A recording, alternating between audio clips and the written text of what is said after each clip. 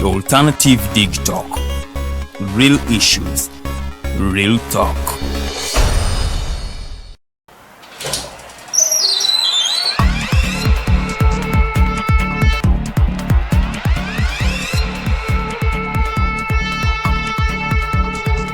You have got to get up pretty early to go do something.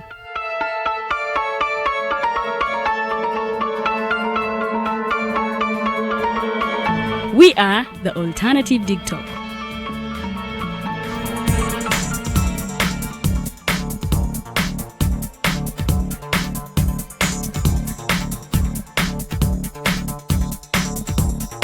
With our mobile studios, we are redefining TV presentation just as technology is setting the pace. We are blending our approach with fresh, perspectively designed breakfast show, The Mighty Drive, informative and entertainment show, exclusive and live interviews. President Museveni wadde juzi namulaba apima akawunga kilo 2 tasobola kalya nini bwaba alya kilo 5 oyannema okuliisa eggwanga ne bwe limundekera. Njagala kwebaza the Alternative Dig Talk etuwadde kano ka Mighty Drive era n'abatuwuliriza bonna abali ku mikutu njagala basaba mugendo maaso n'okuwuliriza. All given to you just a click away on your phone, tablet, laptop, and smart TVs. As we are streaming live on our social media platforms, on the road and on the go.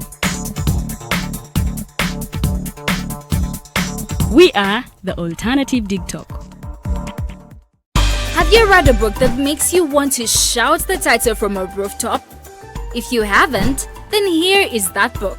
The Evolution of Constitutional Law, Public Law and Government by retired Justice Professor George Wilson Kanyehamba. Renowned Kenyan jurist and panelist Professor P.L. Olumumba and many other amazing speakers will grace the event. Do not miss the book launch on March 26th, 2021, 2 p.m. at Imperial Royal Hotel. The ticket comes with a book, all this at just 200,000 shillings. Call 0702 9076 or 0783 04 7785 to get the book or follow up on the launch. This event is organized by Alternative Dig Talk in partnership with retired Justice Professor George Wilson Kanyehamba. Have you held a peaceful demonstration by holding a placard or won a shot communicating about injustices? Is it a speech about rights? Are they for women, children, youths, people with disabilities, elderly, environmental or lands? Do you know you're a human rights defender? Are you threatened, harassed, intimidated, illegally arrested, detained, tortured or imprisoned as a result of defending rights? If you have experienced any of the forementioned, please reach out to National Coalition for Human Rights Defenders Uganda for assistance on their toll-free number 0800 100 250 or visit their offices located in Ntinda, Kampala, Semawata Road. Defending rights is constitutional. Please don't shy away. The world is at a critical moment of providing innovative alternatives as a means to create change. As such, we have created a not-for-profit alternative mobile digital platform as a way to promote space for freedom of speech and expression to the unheard voices. We know you believe in the cause and you can further it more by contributing to its sustainability in forms of internet data, fuel, and any other support you deem relevant. Please support us with your contribution to Equity Bank account number 103-5201-607252 under the name Alternative Digital, or our mobile money numbers 0702 900076 or 0783 04 7785. Alternative Digital, real issues, real talk. Have you read a book that makes you want to shout the title from a rooftop? If you haven't, then here is that book. The Evolution of Constitutional Law, Public Law and Government by retired Justice Professor George Wilson Kanyehamba. Renowned Kenyan jurist and panelist Professor P.L. Olumomba and many other amazing speakers will grace the event. Do not miss the book launch on March 26, 2021, 2 p.m. at Imperial Royal Hotel. The ticket comes with a book, all this at just 200,000 shillings. Call 0702 9000 76 or 0783 04 7785 to get the book or follow up on the launch. This event is organized by Alternative Digitalk in partnership with retired Justice Professor George Wilson Kanyehamba.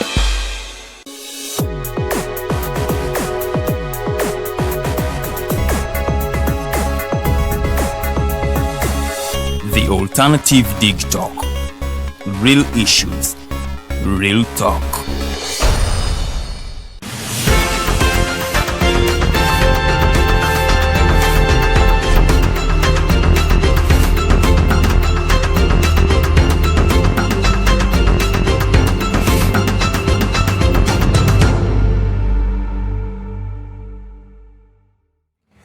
Just 6 minutes past 7 a.m. A very, very good morning and a warm welcome to the Mighty Drive.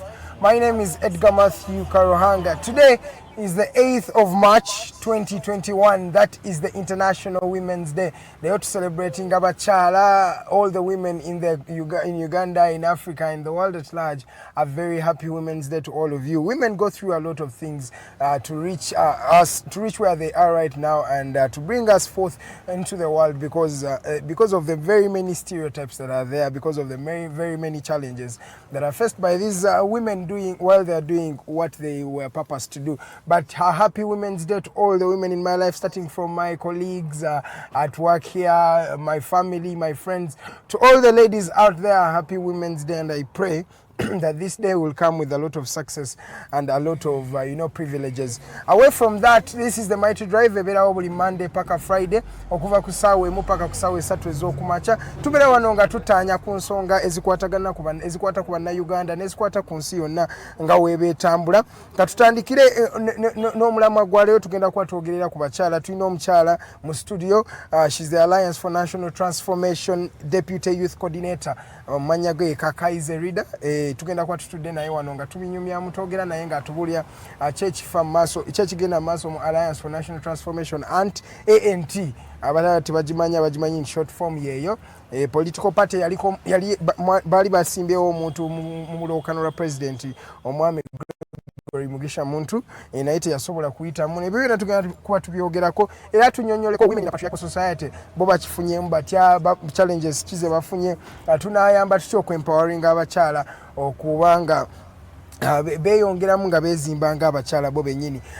Just nga sineyongerawo nzikiriza nsooke nkunyonyolewo akantu katono. By the way, week etandise buto guno omwezi nagwo mupya, so biki resolutions z'otandise nga gwe olowooza ogenda kwekulakulanya otya, because at the end of the day success is never given, success is earned, and oba ekyo kitegedde nti nomanyi okuyitamu oba success togenda kifunirako silver plate, ogenda kuba olina okuzuukuka ove ku comfort zone, ove wootudde olyoke weeyongereyo osobole okwekulakulanya ng'omuntu era ogende mu maaso okulakulanye n'eggwanga lyo. Katandikire ku mawulire agadde gava mu Uganda wano twafunye AstraZeneca COVID-19 vaccine yatuuse dda mu ggwanga 18 million doses ezo abantu milioni 9 bagaye bagenda kusookako abantu abakulu ne ba health workers we batyo abantu abali really prone to COVID-19 be bagenda okusooka okufuna the first vaccine gye twafunye wano mu Uganda. Zazze doses ziri milioni 18 ezo zibeera z'abantu milioni 9. Jjukira buli muntu afuna dosage 2 eba dozi ya gundi mpiso 2 mu particular ng'oli mu kufuna eno treatment ya oba vaccine ya COVID-19. So abantu milioni 9 bagenda okusooka bafune. Tunalaba ki ekinaavaayo nga omwendo ogwo gumaze. Then nga tu celebrating a Women's Day today, tulina ebintu byetulina okusooka okwebazaako ebikoleddwa okubanga to improving the lives or the livelihood of women in the community. First of all, girl child empowerment ebadde y'amaanyi abakyala ennaku zino badde basupportingiddwa organizations ne structures ennyini babawadde affirmative positions kwegamba bagezezzaako okuyamba abakyala in building them. Then tulabye abakyala nga bagenze ku ssomero. Now women are so educated. N'otunula UCE ne USCE most of the people who sit these particular exams are ladies. So kino nakyo kiraga nti abakyala ba empowering abakyala bakati bakulembera ebitongole. Tulina Allen Kajina wali mu yonna, tulina abakyala bangi abadde bali mu a lot of trade and business n'ebitongole bino byennyini. So women emancipation ebadde a bit high. What kati businesses are run by women mostly in markets and every other way and every other places. So abakyala yo wadde bagezeddwako oyambibwa mweno era naye ekirala wakyaliyo obuzibu bwa gender based violence. Abakyala bakyakuwa mu makaaga, abakyala bakyali subjected to a lot of impunity, a lot of wrath and a lot of roughness from the men. So ladies and gentlemen, tugenda kubanga nabyo tulabanga this is a challenge that has really been affecting. Then tulina ne early child pregnancy. Abakyala bangi bafuna n'embuto mu COVID-19, but in fact sina abakyala bawala. So tubadde tukyalina obuzibu obwo nti abakyala badde tebali a bit empowered. Basinga badde bakyalina obuzibu bwa gender based violence, early pregnancies, then ne women in a patriarchal society bakyabalabanga the weaker sex, which is not really the reality right now. I think it's a 50-50 equation. What a man can do, even a woman can do, and can even do it better. Then katufulumengo wabweru w'eggwanga Senegal wakyaliyo unrest, political unrest n'okwekakasa oba kuyita okwegugunga era bawakanya ekya president ono okubanga akyali mu buyinza paka ssaawa zino. Abantu 5 be bakattibwa bwe twogerera mu zino insurrections n'okwekalakasa. Tunasaba ebbana ekiri ku Africa is bleeding. Nabagamba last week mu Ethiopia nabo bali mu war and genocide kiri bubi nnyo in the Tigray northern region of Ethiopia. So ebintu by'okwekalakasa ne political unrest byeyongedde nnyo mu Africa mu Chad gyebiri. So ne mwino mu Uganda wennyini mu ebiri. So twetaaga bino ebintu tubirwanise tubifeeko tusobole okwecleansinga nga African continent tulabe engeri gye tugenda okwekulaakulanyaamu. Then waliwo ne threat endala ebadde ekyali usimanyi wa threat of opportunity. There are a lot of numbers of COVID-19 zigudde. Abantu bangi tebakyali really into COVID-19. Tokyabalaba amalwaliro Nambola enawo omutebera bateekayo ebitanda ebyali biwera emitwalo 2.4 but temuli bantu hospitals tebakyali reporting abantu ba COVID-19. Is it that COVID-19 abadde takyaravaging abantu oba? So ebyo byonna njagala ebyo byonna tulina okubyebuuza ne badokita mawoti tebakitegeera tebamanyi oba ekiri ku COVID-19 oba yawonye bwonyi oba abantu bafuuse immune ate nga tebanafuna the vaccine. Naye as we speak right now COVID-19 abantu tebakyali nnyo bangi. Then nga tumaliriza iPod meeting yaliwo last week. President Museveni ya meeting amu ne Democratic Party, Norbert Mao yaliyo, then Akena wa UPC yaliyo, then ne Jema yaliyo, mwena interparty organization of dialogue. So babaddewo bulungi. President Museveni n'agamba agenda kuba ayimbula ku bantu abamu abali baasibwa, agenda bayimbulira on a free charge, kigenda kubeera kya bwereere. Tebagenda, it's going to be unconditional, not free. So bagenda kuwanga baba releasing. That is what President Museveni really hinted on, that all the political players that have been arrested in this time, juka abantu bangi badde babuliddwa, abantu bangi badde basibiddwa, yagaye bagenda kuwata unconditionally. Then naye nga NUP teyagenda, FDC teyagenda kuattendinga this particular function. Simanyi lwaki naye bo balina ensonga zaabwe ngaba NUP n'aba FDC kyeka bo balaba mbuno political space already teri really balanced mu ggwanga lino erya Uganda. Then Uganda Hippos bambi bakuba omupiira Ghana yabakuba goals 2 ku bwereere in the finals of the AFCON under 20. Twali tusuubira nti Uganda enagenda nefunayo kyefunayo naye it was a sad note indeed that they didn't really win, but they reached the finals. Reaching the finals is already a win for themselves. Bali basimba okutuuka ku AFCON finals in 1978. So when bagenze paka mo finals in 2021, it's really congratulations, and we are really proud of the Hippos. We are proud of you boys. Keep pushing, keep clinging on. You never know what life can bring for you. Dakika 13 zezakaita kusawa emwe yo kumachana bagambe tulina deputy youth coordinator of Alliance for National Transformation Aunt omukyala Kakayi Zerida agenda kuba tudde wano wenyini wendi nga tunyonyola mu nsonga zino nga tuziteesaako nga tulaba engeri gye tunaatereza the political dynamics of this country. From the entire Mighty Drive team, let's go for a short commercial break. When we come back, it is the Alliance for National Transformation Youth Coordinator, Miss Kakayi Zerida. Good morning.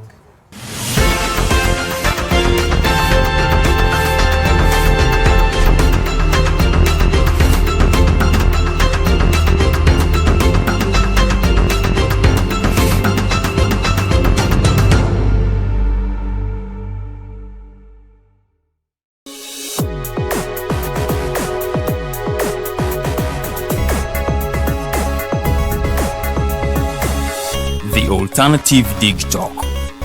Real issues, real talk. The world is at a critical moment of providing innovative alternatives as a means to create change.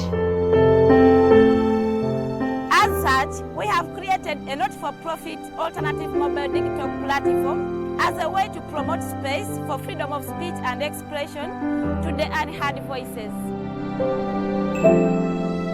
We know you believe in the cause and you can further it more by contributing to its sustainability in forms of internet data, fuel, and any other support you deem relevant. Please support us with your contribution to Equity Bank account number 103-5201-607252 under the name Alternative Digital, or our mobile money numbers 0702-900076 or 0783-047785. Alternative Digital, real issues, real talk.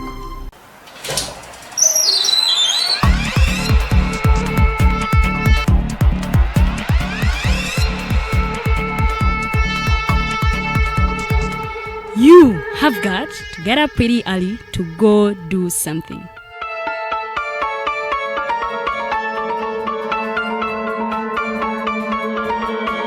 We are the Alternative Dig Talk.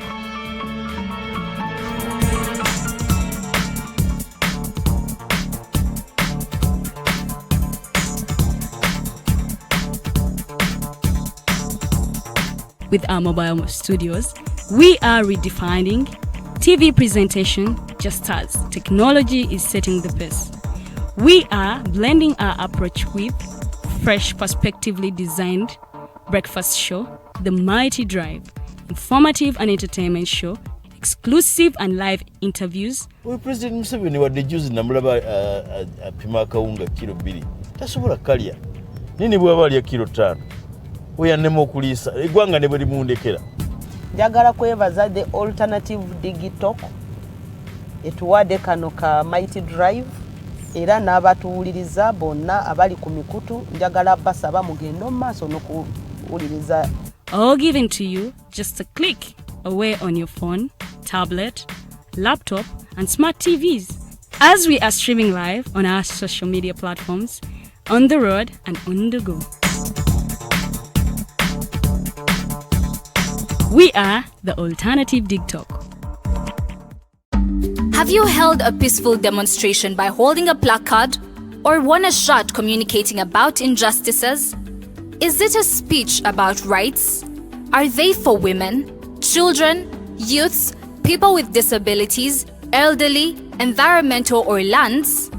Do you know you're a human rights defender? Are you threatened, harassed, intimidated, illegally arrested, detained, tortured or imprisoned as a result of defending rights? If you have experienced any of the forementioned, please reach out to National Coalition for Human Rights Defenders Uganda for assistance on their toll-free number 0800 100 250 or visit their offices located in Ntinda, Kampala, Semawata Road. Defending rights is constitutional. Please don't shy away. Have you read a book that makes you want to shout the title from a rooftop? If you haven't, then here is that book, The Evolution of Constitutional Law, Public Law and Government by retired Justice Professor George Wilson Kanyehamba. Renowned Kenyan jurist and panelist Professor P.L. Olumumba and many other amazing speakers will grace the event. Do not miss the book launch on March 26th, 2021, 2 p.m. at Imperial Royal Hotel. The ticket comes with a book, all this at just 200,000 shillings. Call 0702 9000 76 or 0783 04 7785 to get the book or follow up on the launch. This event is organized by Alternative Digital in partnership with retired Justice Professor George Wilson Kanyehamba.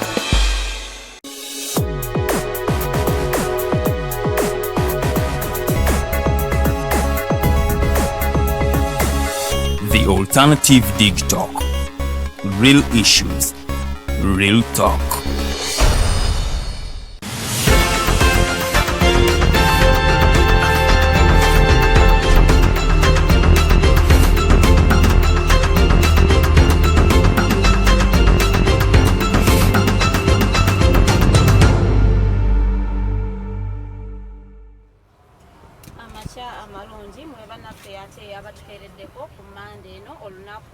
lwa Monday enaku z'omwezi 8 it is a women's day lolo olaba nina akamwenyumwenyu olunaku lw'abakyala ate tulina mukyala mu studio njagala ate okubabuuzaako mwe bannaffe mwenna abali Uganda ne bweru wa Uganda nti mwe bali kubeera nga ate mutukererako everyday Monday to Friday sawa ebeereemu aga sawa 3 n'abalabi baffe aba voltage era mbajjukiza nti voltage gyeri olunaku lwaleero lwa Monday sawa emu ey'olweggulo mpaka sawa 3 mwenna abatulaba abakomentinga mwenna tubeebaza olunaku lwaleero njagala kucelebratinga omukyala Lala Zettin.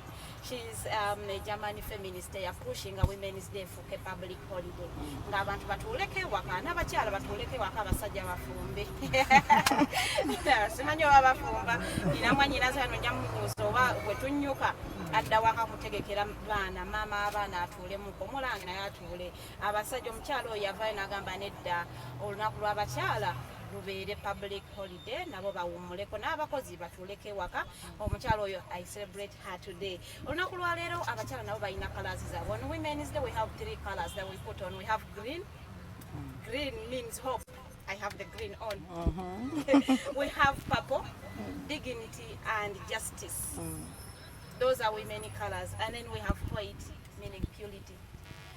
Anyone in height today, you are putting on a women color. It's Women's Day.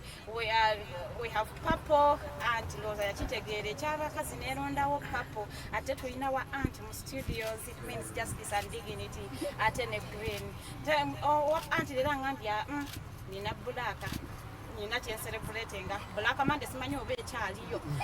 Yatugamba oba kyatambulira kweri concept ya Black Monday ate nayo tutegere olwalero hashtag ebadde tambula for women's days choose to challenge the biases the gender parity choose to challenge yetambula for 2020 it was each for equal ye topic yali etambula ate 2019 ya balance for better Women's Day babera bajjane topics zaabwe for 2018 was press for progress yali shootings olunaku lwaleero kubanga aba press ennaku zino naye ate yali yaluli mu 2019 agamba press for progress ate mu 2017 be bold for change teyetaaga batiitiizi change teyetaaga bantu beetiirira so that was the hashtag that was trending on Women's Day on the 8th of March 2017 it was Be Bold for Change and then I'm taking you 5 years back and then in 2016 it was Pledge for Parity olunaku lwaleero we are saying choose to challenge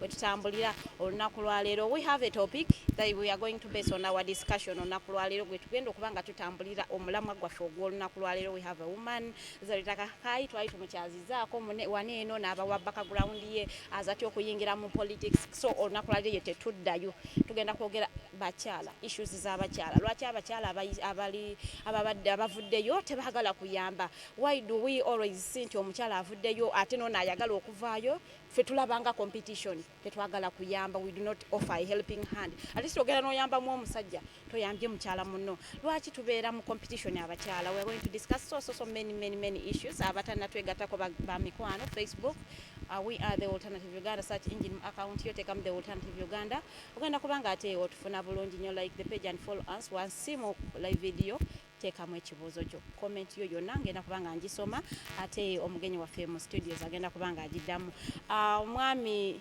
atudde mu makati Karuhanga mbadde njagala nkusaba oyanyiriza omugenyi waffe mu studios Mwaniza musoke muzikize mbagambe happy women's day. Thank you. Happy women's day to all of you, even our viewers, all the ladies out there. Ate wogambye mbuno okufumba kwa tekina kuba kyalo muntu no mkyalo ina mufumbira ku women's day. There you talking. You have to really do it. It has to be something that you do it maybe every day. You know, make it a habit because in this day and era it's not all about women being in the kitchen. And omukazi agenda kodogala mavivi otena okumutwala. Last time I was telling my brothers I do not want a man who bases on gender roles to determine me. You have to do this. I think that is the old setting. We can cook together. We can wash together. I mean, it is okay. Yeah, it's okay. You will not lose anything. Of course. And it does not make you a woman. It even makes you more of a man. But allow me welcome Miss Kakayi Zerida. Nabagambe, she's the deputy coordinator for the Alliance for National Transformation. You're welcome to the show. Kati mu communication waliwo kye batuyigiriza kye bayita study of semiotics. That is the study of symbols. Omuntu omulaba nga ayambadde olugoye lwa black ayinza obutakyogera naye abeera n'ensonga kirina kye and on such a special day for the Women's Day, why did you choose to wear black today? Well, I want to first say good morning viewers. Bana imwasuze mutya abakyala olunaku lwaffe leero.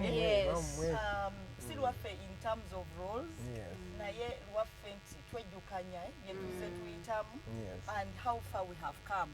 Kubanga leero okubeera nga nange ntudde wano, I'm very proud that I am seated here. Banaye abakyala bonna, happy Women's Day. N'abaami, friends to the women, happy Women's Day. I was going to ask you, are you single? I have to get you my sister. I'm really single. I'm super single and searchable. Yes, nchogede kuset. I'm nchogede kuset. Awakanya agende mu comment section. Zagala ogambe Faride nchasige. Sigenda kola. Nchogede ne ku camera. Nga bakubye. Nchogede mu camera. I'm tujja bitula. Yeah, but back to the issue. Yes, black. Yeah. Really, we have gone through an election season. It has been tough, and most of our women have suffered directly and indirectly. Tulina abakyala abafa nga bakubiddwa amasasi through police brutality, bintu bingi. Then also bana abaana bonna abavubuka, abaami, they are children to women, they are husbands to women. So today nasazeewo kwambala black okuva ku colours ez'abakyala ze tulina, because I want to stand with them, I want to mourn with the country. We have lost very many people. So mu mbeera eyo sisobola kujja wano nenjaganya. Today is not for celebration. No. We are just commemorating the day. Tulujjukira.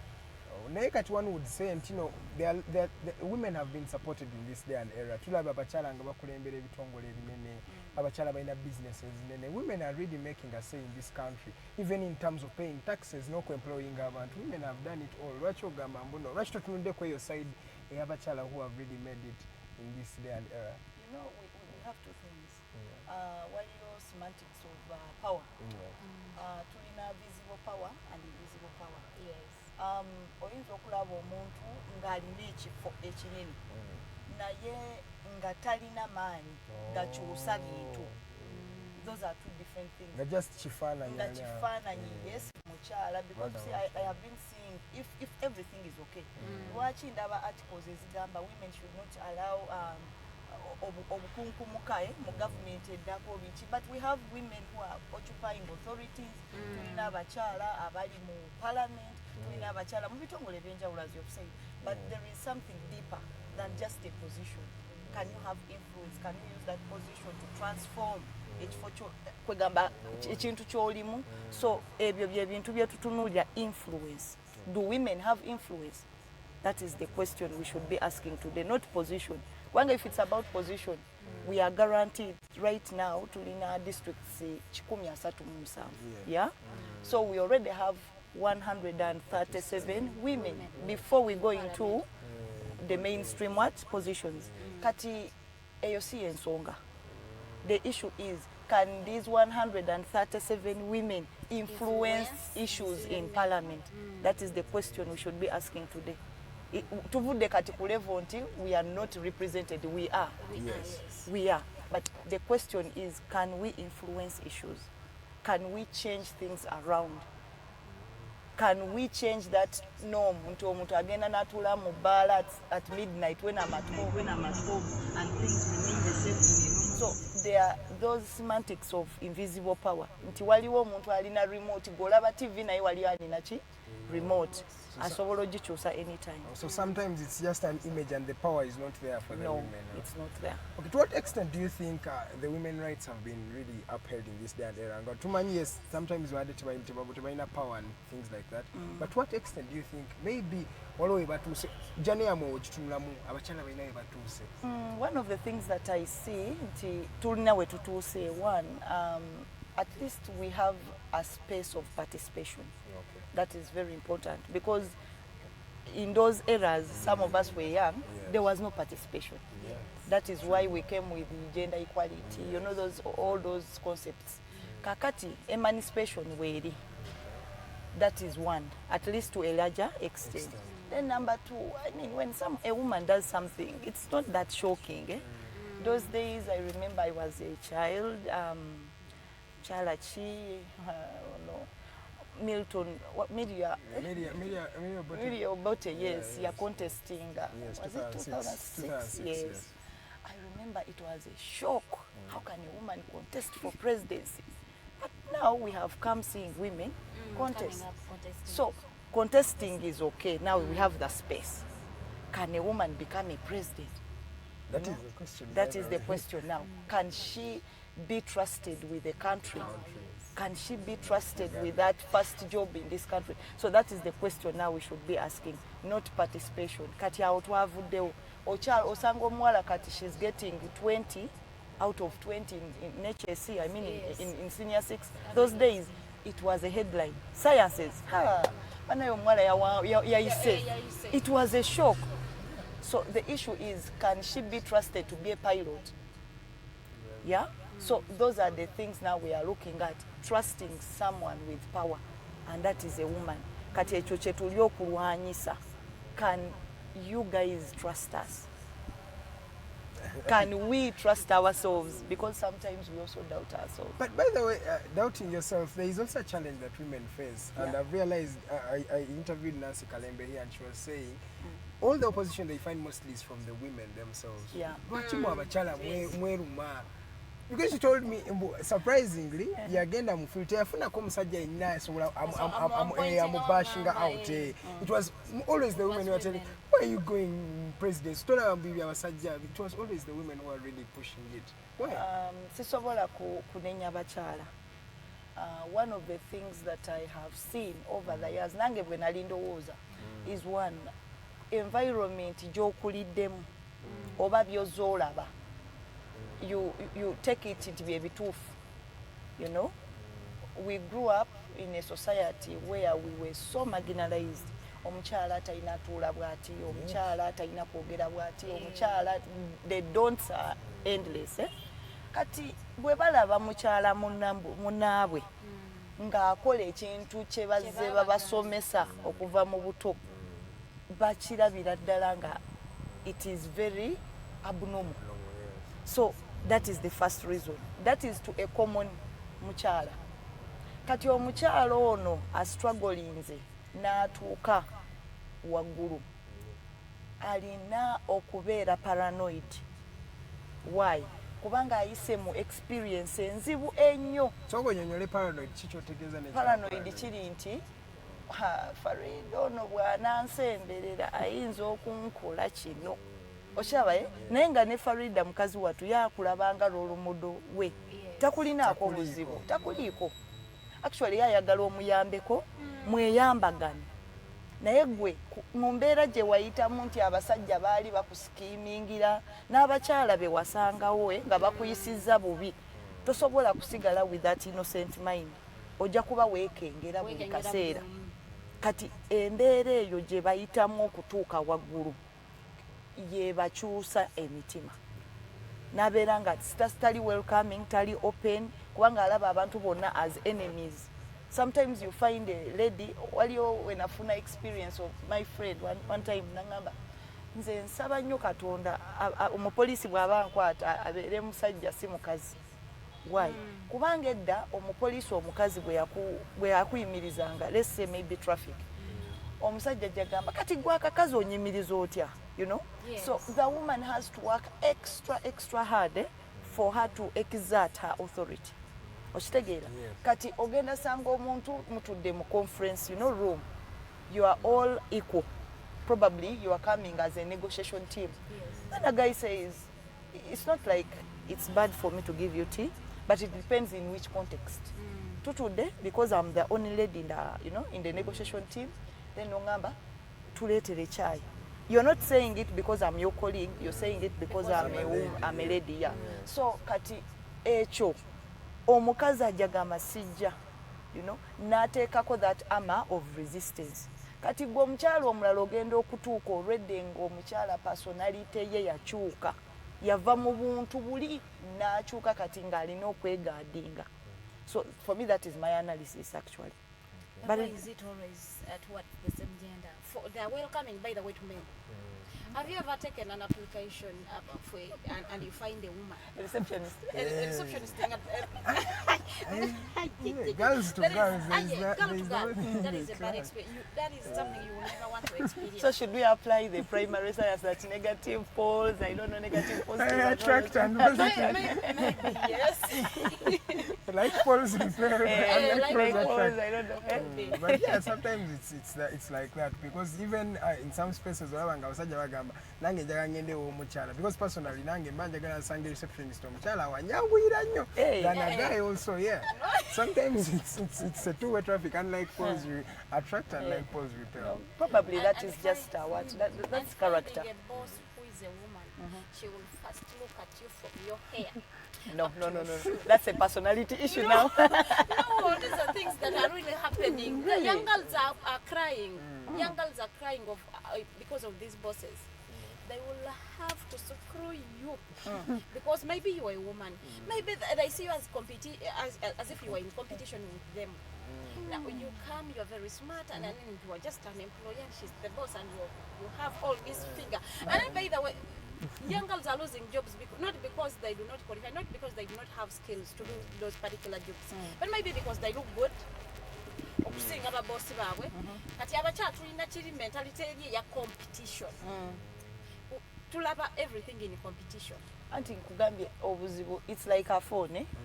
The way you set your phone is the way it's going to work. The apps you put in are the ones that you're going to use. Togenda kugamba nti nina Zoom nga togidownloadize, you know. So at the end of that, as I've said, setting y'abantu bano, the people they are surrounded with, ye kufuula kyoli. It's like a soldier.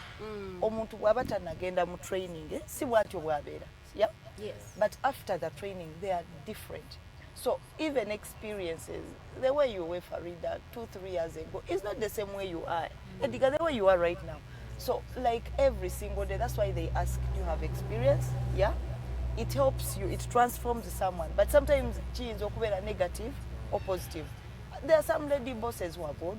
There are those that mentor girls. There are those who mentor boys, you know. And there are women, of course, bali issues of sexual harassment, zikendera, you know. But then there are women also who are just the worst. You get goosebumps. Oh, ayingideo. Yeah, so sometimes it's also personality, as in a character. Ugenda sango muntunga character yeyeyo.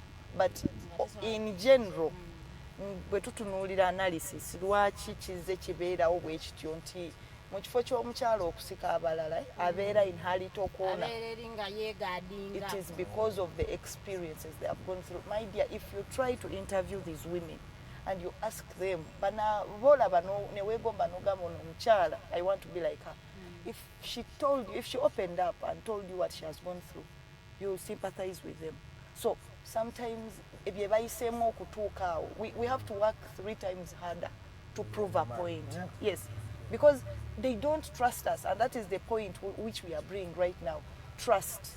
Can we have the influence where someone will not stay in their bedroom and say, okay, things are going to go wrong. Even when they're in the bathroom, they are controlling what is that woman doing. So tulina okukola ennyo. Kati sometimes mukola ennyo, you step on other people's feet. But that aside, what does Women's Day mean to you? Personally, Women's Day makes me reflect on where we are, where we were, and where we are going. Okay. Those are the 3 things I look at. The past, the present, and yes, the future. And the future. Because one, when you look at where we were, you appreciate where you are. And then you work harder to get where you want to be. Yes. So that is what it means to me. It does not mean that that day my husband should go to the kitchen and prepare for me breakfast. No, it should be every day. You should bring breakfast in bed. Basing on where we are. Yes. Is it okay for us to celebrate Women's Day? Not yet. We are still very far. Look at the COVID lockdown. Let's just start with 2020. What special, program has the government organized for young girls? Right now we have very many dropouts. Yeah. Yeah, surely. Very many dropouts because of pregnancies and disease and school fees.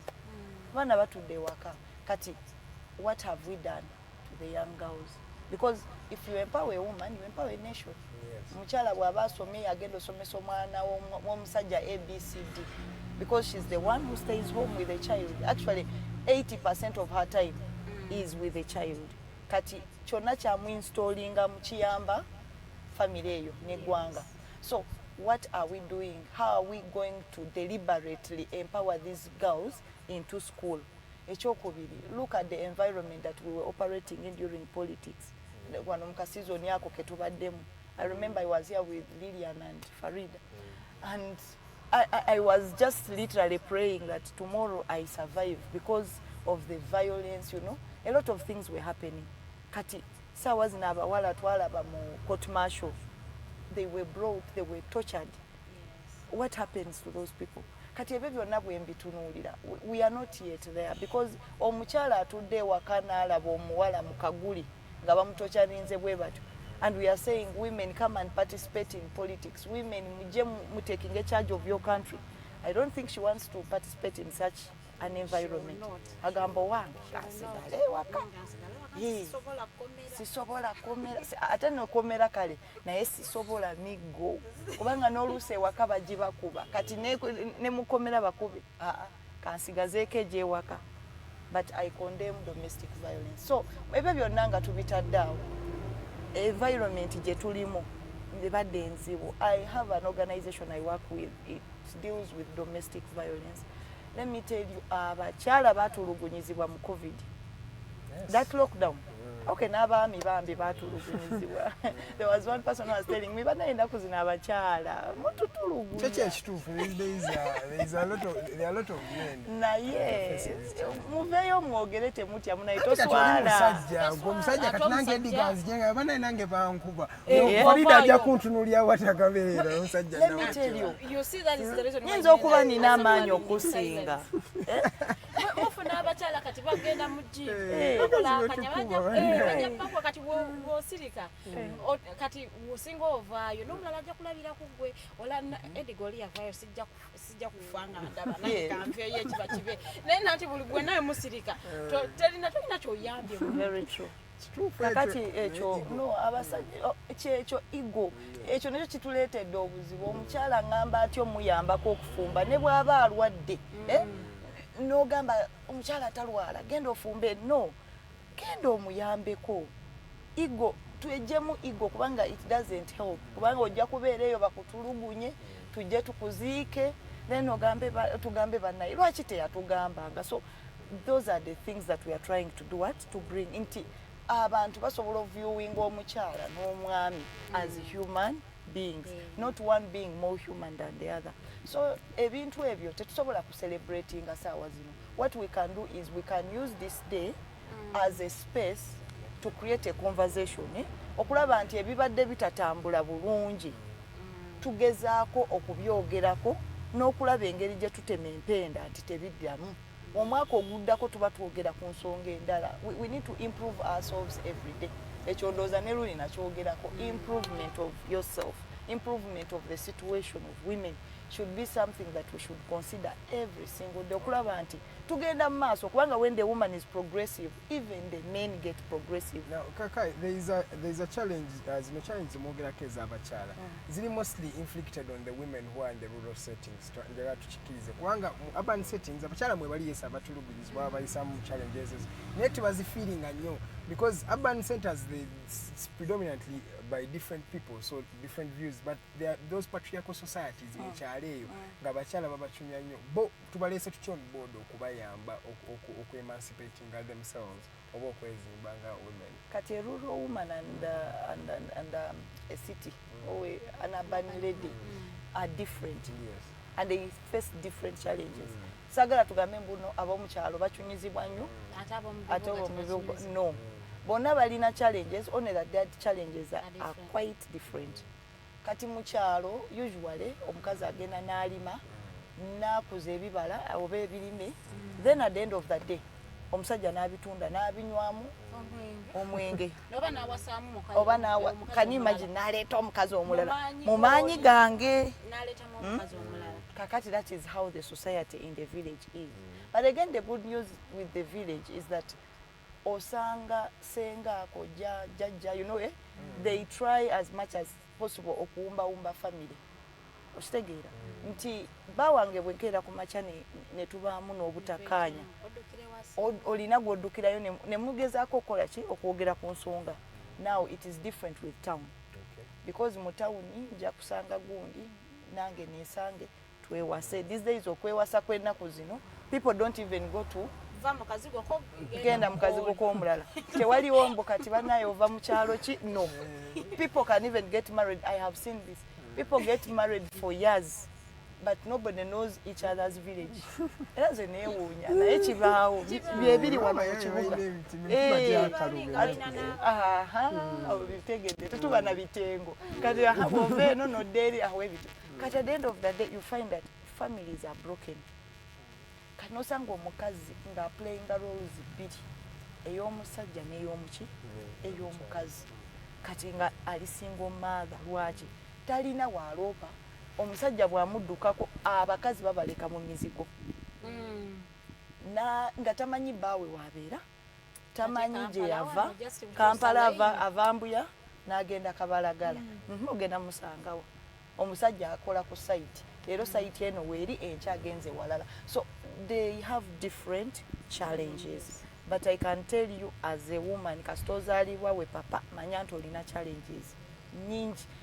I usually see how people say prepare your girl, prepare your girl, prepare your girl.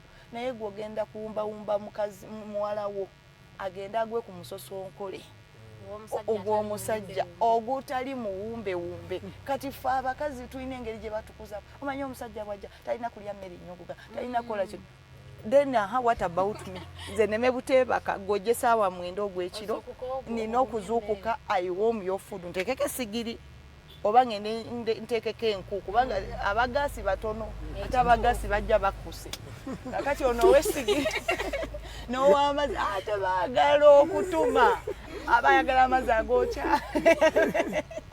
Saawa 9 ogw'ekiro osanga omukazi mu kiyungu ali ku nku afumba amazzi gookya. Omusajja alina okunaaba amazzi ogookya naye obwedde oli luddawa. Ate when I ask you, you'll slap me or you'll beat me. Kwegamba embeera n'osanga omukazi ng'anyigirizibwa. Saawa z'alina okwebaka teyeebasa. Saawa 11 akaana kamukaabirira, alina okubutwala obumu ku ssomero, alina okukola biki. Ate avaawo kati mu kyalo agenda alime. Ng'ozuukuka saawa 5 ogenda wali mu sente otuula. Ate bambala buyo obusapatu obwa bbulu obwa red bumoja ng'akubye akakalu n'atuula mu senta. Mukazi n'atoba n'abaana. Ogenda okulaba omukazi n'omusajja mu myaka 2 beewasa ng'omukazi mukadde kwegamba she's exhausted, omusiseemu amaanyi gonna. So at the end of the day banange abakyala baffe tubakole ki? Tubasaasire, tubawewuleko. If you see her doing some other chores, yambako omwana wowe mwambaze, you know, so that at the end of that day you people mubeera ne family yeyagaza. Ate n'abaana bye bakula balaba bye bajja okukola. The best practice by the way, bino byonna tubyogera, is at home. Kubanga emyaka egisinga egy'okuyiga gibeera waka. Omwana bw'anaakula ng'alaba taata we akeera ku makya agenda mu mwenge, talina kyayamba maama we. Era ebyo byennyini byajja okukola mukazi we. So bye tugenda okulaga abaana baffe gino emyaka ne bamaama twezeemu respect ng'omukyala. Ennaku zino abakyala abamu olw'embeera bavudde ku lwerwe, enjogera y'abavubuka, like baviiridde ddala mu kkubo. They no longer have that exemplary picture gye balaga abaana baabwe. Kwegamba ekizze kyekikola ki? Kyekijja. Ekijja mu kamwa kye boogera. Omwana omuto ogenda okulaba omwana w'emyaka 5 byayogera nga naawe omukazi omukulu tosobola byogera. So at the end of that day we should understand our responsibilities, appreciate them and work together to build our families, because when we build our families we are going to build our country. Zerida, let me, before you chip in, Farida, let me ask you something. Yeah. It's off the book. Why are we having a lot of single ladies in this day and era? Two things: economical issues, n'ekirala nga bwe kugambye preparation, because you see I can tell you marriage is just another institution. Like yeetaaga okusoma buli kanaku, like yo telina definite path nti oyita wano, no. The way you enter it is the way it is complicated. So complications ezo bwe baba tebakupreparinze bulungi oyinza obutazisobola. One, abaana ennaku zino they do not have a lot of time with their parents. Then we are having this issue of modernity. Banange modernity si kubeera nti ogenda kubeera a spoiled brat moving around. No, modernity means that ebijja like in terms of technology, information, you are up to date. That's what it means. Modernity tekitegeeza nti you do not have manners, you do not respect people, you just, you know, move around like this world belongs to you alone.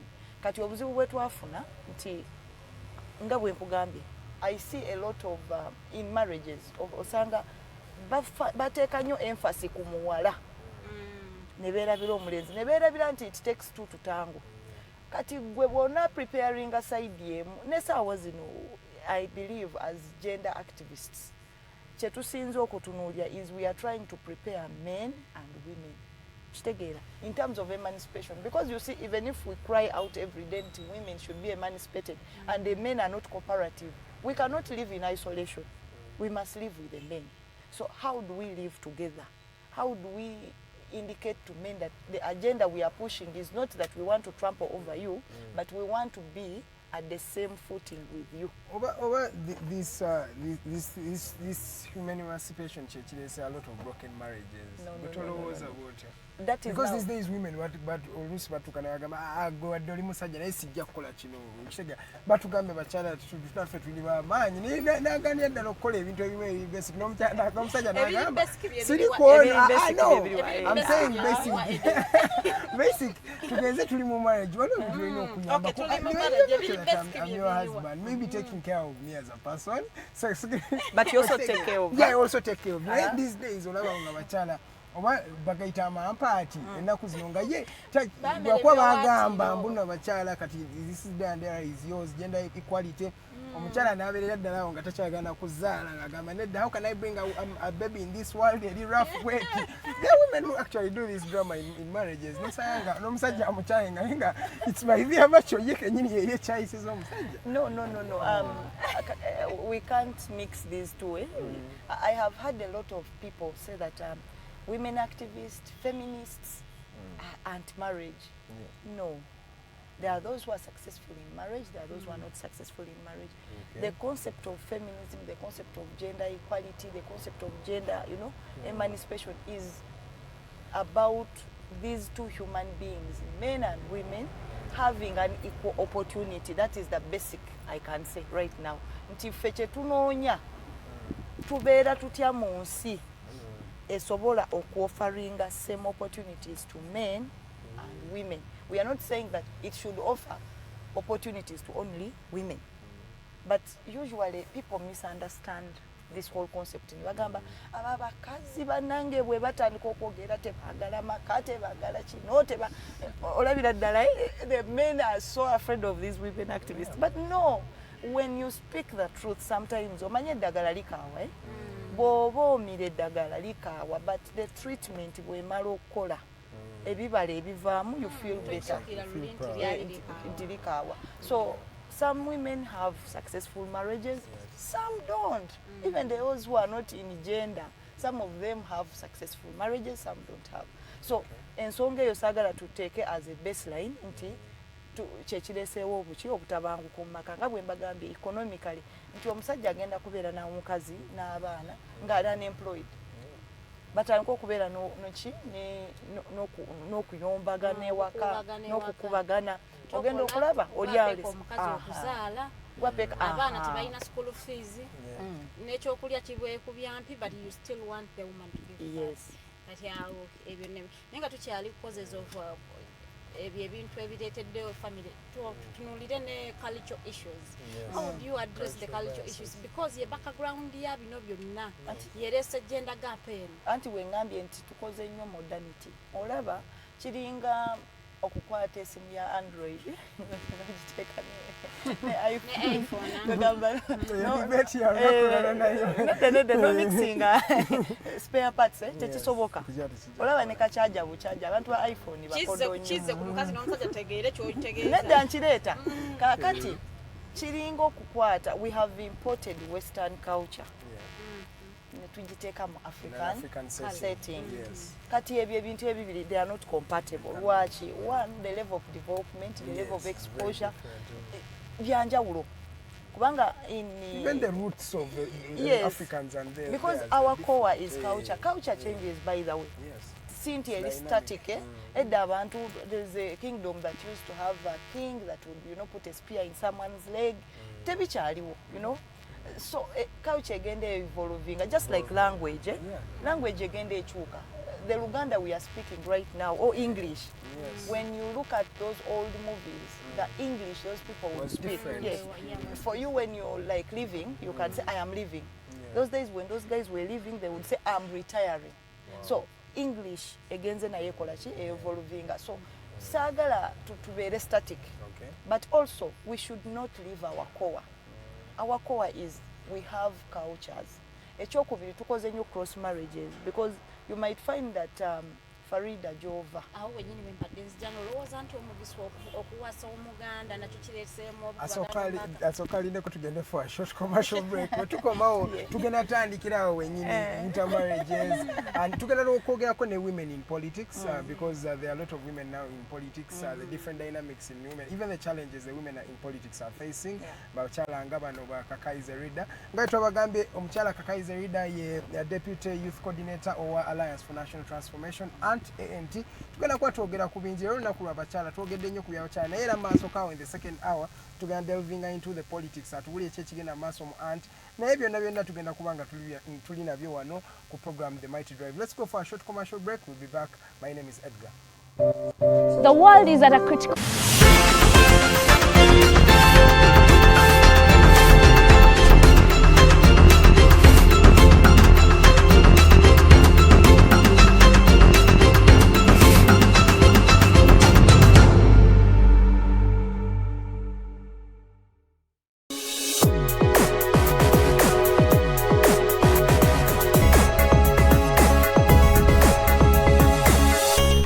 Alternative Dig Talk.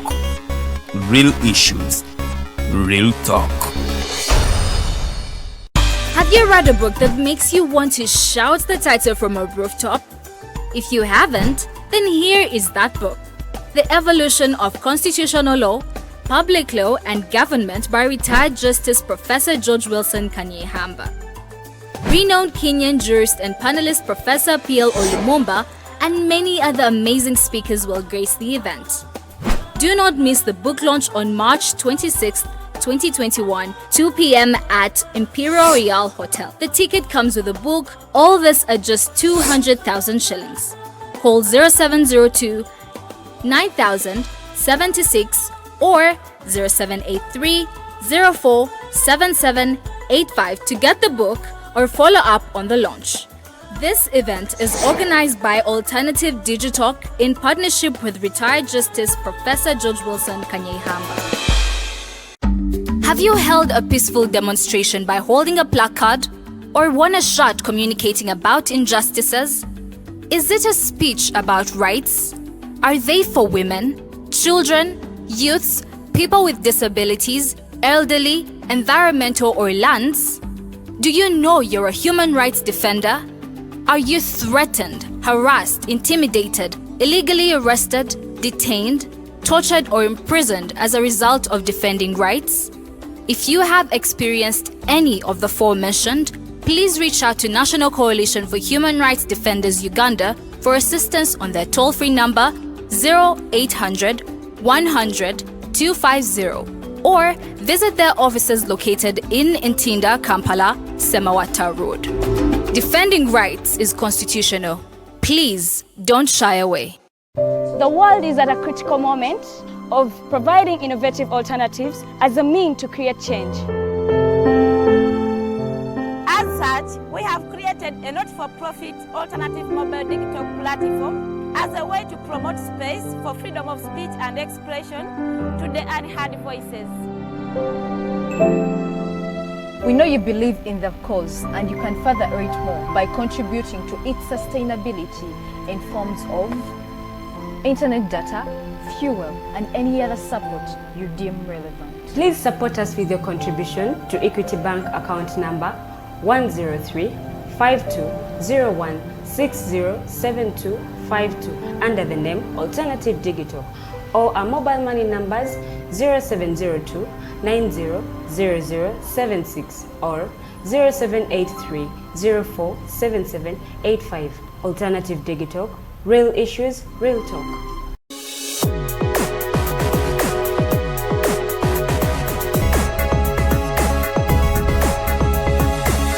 The Alternative Dig Talk. Real issues, real talk.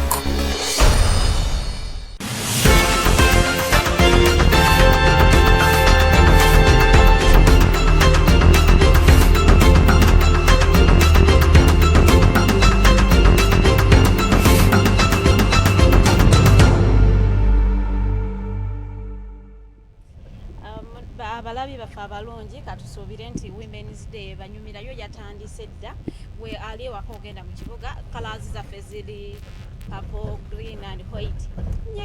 Beera kuyambala ekkala y'abakyala ne lunaku lw'abakyala tulunyumirwe ate tureflecting abakyala tukole nnyo reflection kuno olunaku lwaffe olabe okay tubadde tulwanira gender equality, have we achieved it? Is it worth celebrating? Webanga munange reflection saawe nje tulina okola abakyala abali mu makomera abakyala abafiiriddwa abaana baabwe kidnaps eziri mu country saawe no, is it worth it for us to celebrate the Women's Day this year? Reflection tugikole naye ate gwe eri gwe omulwanyizi w'eddembe wali olwanira eddembe n'ofuna obuzibu oba we otegeka kuvaayo kwogerera naye weetaaga guidance. Aba National Coalition for Human Rights Defenders bagamba munange teweetuulako bagenda kubasobola okuwa guidance yonna basobola ogamba okay oyagala kola activity naye otegedde abeewo we banaakusiba abeewakaawo balina agenda balabirira for that period ng'oli mu kkomera weetaaga information eyo. Aba National Coalition for Human Rights Defenders bagamba basobola ogikuwa wakosebwa weetaaga ddwaliro.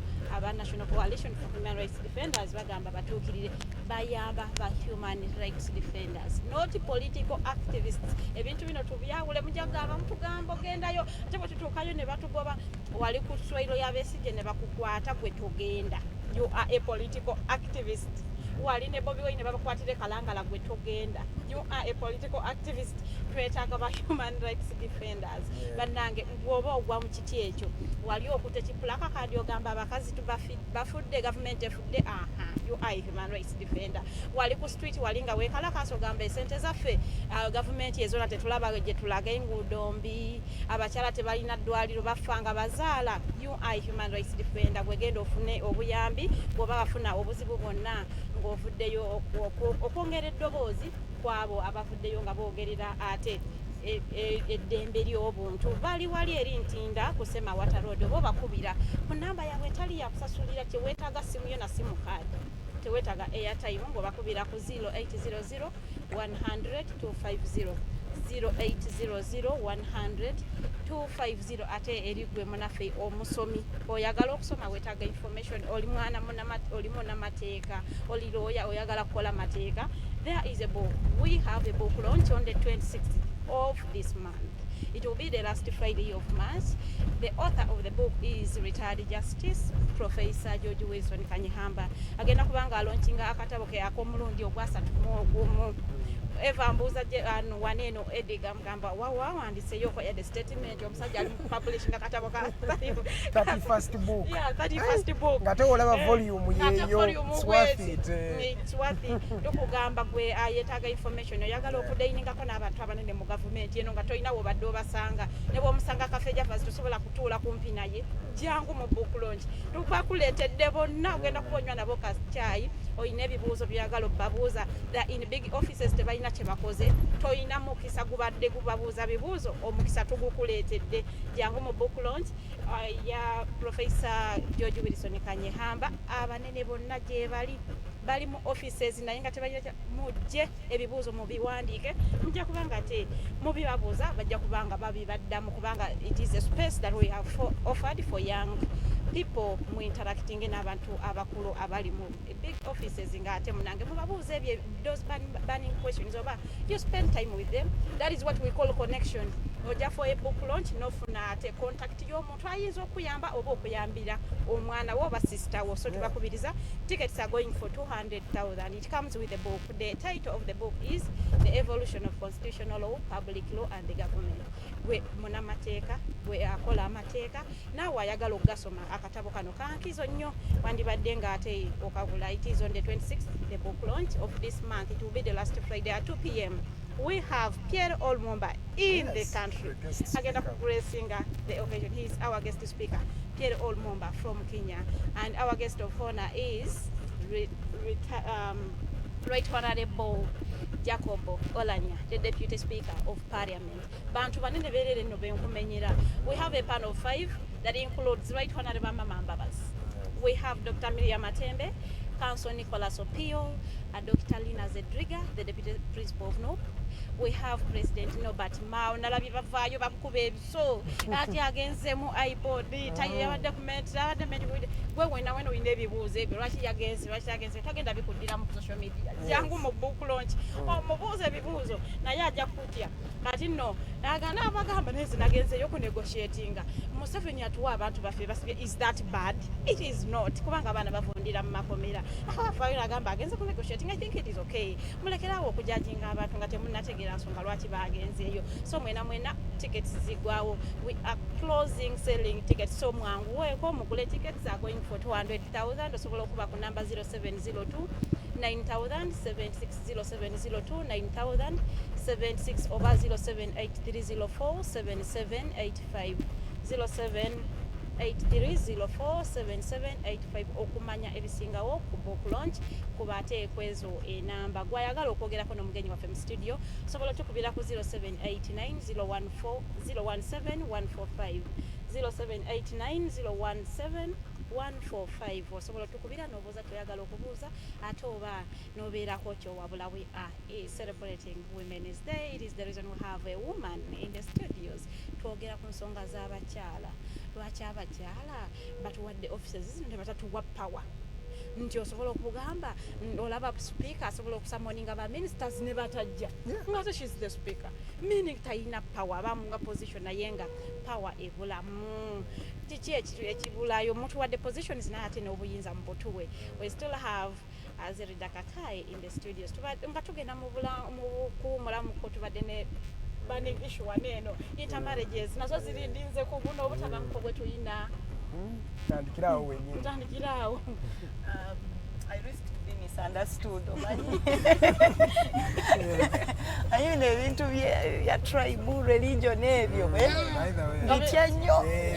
Very sensitive issues. Sayizogamba she's tribal, she's this. Naye amazima gali nti sometimes of course our tribes practice different things.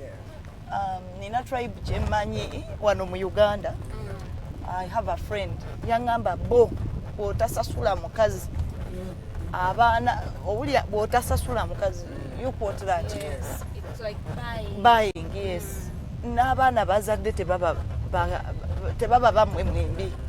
Of course me I don't believe in this concept where they say omwana wa musajja no oba wa mukazi mwana wamwe because if none of you were to the kid yes so tebiriyo nti omusajja yanzalamu omwana we yandeke oba mukazi yabiki omwana w'abantu babiri because the two of us participated okuzaala omwana oyo. So bo bagamba nti in case tosasudde you cannot have rights over those children. Ekyokubiri abawala bwe bakula ne wabaawo omusajja ajja n'amuwasa ebyo ebintu byabawadde tebigenda wasa like omusajja tabaako sse bigenda mu clan y'abakyala. So such things olabira ddala it's weird but it is true. Era sebo babanjiza ddala nga bwolaba nti nakuwadde sente zange. So sometimes our practices are different. It needs time okwetegeera. So sometimes nakyo kireeseemu obuzibu kubanga usually abantu bwe bamala okwesanga babiri, you see when you're dating yourselves, it is, as I said, the affair is between the two of you. Yes. But beyond the two of you, marriage brings families and clans together. So sometimes it's beyond the two of you. Mujja kubaako mmwe bye mwagala okola mu ababiri, but then your dad, your brother, your sister will say, no, this is not how we do it. We do it like this. Then mutandikiraawo. At the end of that day, ogenda sanga nga either family y'omukyala eviewinga bu by'omusajja oba omusajja aviewinga, you know. Ebyo byennyini family ate yandisupportinze obufumbo. Ate netandika obutagulula. Because sometimes we depend on families okuleeta abantu bano ababiri together. That's why you see when you make an introduction or a wedding, oyita abantu bo. Those people are not just there to eat food. We bali in case of good and bad what times. Abantu abamu ojja bayita bagamba mukyala wange ennaku zino akola kino biki ndaba akyuse. Then ne babatuuza ne bagezaako bakansolinga. So the family is very important mu kukuuma obufumbo bw'abantu. So if families don't agree on certain things, biyinza okuleeta obuzibu in the long run. Kati cross marriages definitely zituyambyeko in a way that one to dissolve ekintu kya tribalism, okubeera nti them, us, those things. At least waliyo mixture, naye in a larger extent nze ndaba sikiwagira wadde nange saafumbirwa mu gisuna bibaawo tokiwagira obeeranga brother wange omu agamba abantu bewase nga bwe beetegeera abaganda bewase nga abaganda because abaganda balina bye bakkiririzaamu abasooka bye mutakkiririzaamu. Very true. Ate oba abanyankole balina bye bakola ate mumwe temubikkiririzaamu kati nga bwanakigamba okikole olabira ddala effe ewaffe sikwebyo nedda kati Farida olaba the Bagandas are known of being so soft spoken. Kati ogenda kugwa ku muvubuka omukiga ng'alina amaanyi ge bulungi anti kati oli mu kiyungu yali mu ddiro iwe leeta amazzi nina bizi kati ono mu kiyungu atandike ongamba otya bwotyo nayombye naawe, you know, and you start arguing. Kumbe musajja wattu bambi watyo bwe yakula amala kuvuma okugamba bu ate nga yasaaga kati anyway. That's true for you. But okay, to China question about that topic, what crossing? Let's cross to the role of women in politics. Yes. How far they have. First, before we really go deep into it, I want you to paint for me a picture of where have the women come from in politics, and over the years, where are they right now, and what is the future of the women in politics? Okay, one, we have to segment it into two. They are the active players and then the passive players. The active players, one, David Adalanti participation in Gambia, it has increased. Okay. At least in this last poll, we had a number of women really participating. Like which fortunately Simbako, we were 12 women. So there was a lot of variety. You know, kati at least abalonzi balina variety, balina enkoko, enva, byonna nga mwebiri kati gwasalawo kyokola ki kyoyagala. Then when tunuulira ekirala nti abakyala maybe bwe twogera ku participation katono tetugenze nnyo ku direct seats, tusigadde nnyo mu affirmative action. Kati ezo positions kiraga nti tetunaba kusenvula okuva ku affirmative okugenda direct. That should be the issue that we should deal with when tunuulira mu participation. Kati ekirala nti n'abalonzi baffe bennyini abakyala bwe weesimbawo ku direct bagenda kubuuza ekifo ky'abasajja okinoonyaako ki, meaning information tenabeera amplified bulungi okulaga nti bino ebifo byatondebwawo just as a platform okuteekateeka naye nga twagala abakyala nabo bagende mu poolwe eya direct seats. So that is an issue that we need to deal with. Naye so far ndaba we have progress in terms of statistics abakyala abesimbyewo ku mulundu guno, then ne participation in terms of voting kubanga information enyo weeri, you know, electoral commission bajja kulaga the total number of what of voters. Bagambe nti abakyala bali bwe bati. Then ekirala twalinanga ensonga nti bagambanga nti gwe bw'okwata omukyala yajja kulonda, meaning she would not question why she's voting for you. Now this time round I would see a lot of, you know, critical thinking. Omukyala digging deeper. Ayagala amanye onotuuka yogenda mukolera ki. That is very important. Kubanga twalinanga ebyo ebigambo edda nga bagamba waliyo candidate omu ku bwa president ye yakwata abakyala. You know, bachochogera era nga waliwo woyita omuntu n'akuvuma mweri kazi mwe abakoze bwe bati. Naye I can see nti tuvudde ku level ey'okututegeerera. Naffe tutandise okukola ki? Okwetegeerera nti ne bw'oba okoze ensobi wetegeerera. That is what is important. You see, abantu balowooza nti okwetegeerera it means you're going to be perfect. No. Nze sifuddeeyo your decision, but can you make that decision and own it? That is what is most important. So this time round we see a lot of women participating, but also these ones that are passive players. You can see a lot of an increment in critical thinking, and I believe that is what we need. Kubanga buli wetugendanga they interrogate your intentions.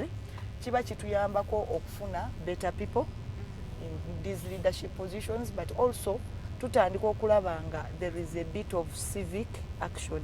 Abantu bavuddeyo naddala abakyala kulaba nti they make decisions kubanga nabalabanga ku line bambi nga bayimiridde, which is good kubanga bwoleka ekintu kino ne kibeera ky'abasajja, because most times people take a lot of references to US. Mbu US yali tekkiriza abakyala kulonda, so why do you think Uganda should be perfect? Why should I be like US? We are not US, we are Uganda. We have to do us. We don't have to copy another person. Yes, we don't need to copy. Actually, not even copying good things. We are copying mistakes. Why should we copy mistakes? As you have a brain, I have a brain. Bw'olwala omusujja bakuteekako eddagala ery'enjawulo nga nze ndwadde omusujja. So why do we take it that women must not make decisions? I hear women have weak hearts. Which machine measured our hearts that we are weak? We are soft-hearted. We are soft-hearted. I don't know what. How do you measure softness? Did you touch it? So njagala tutwala abantu nga bonna bwe bali mbu abasajja balina amaanyi.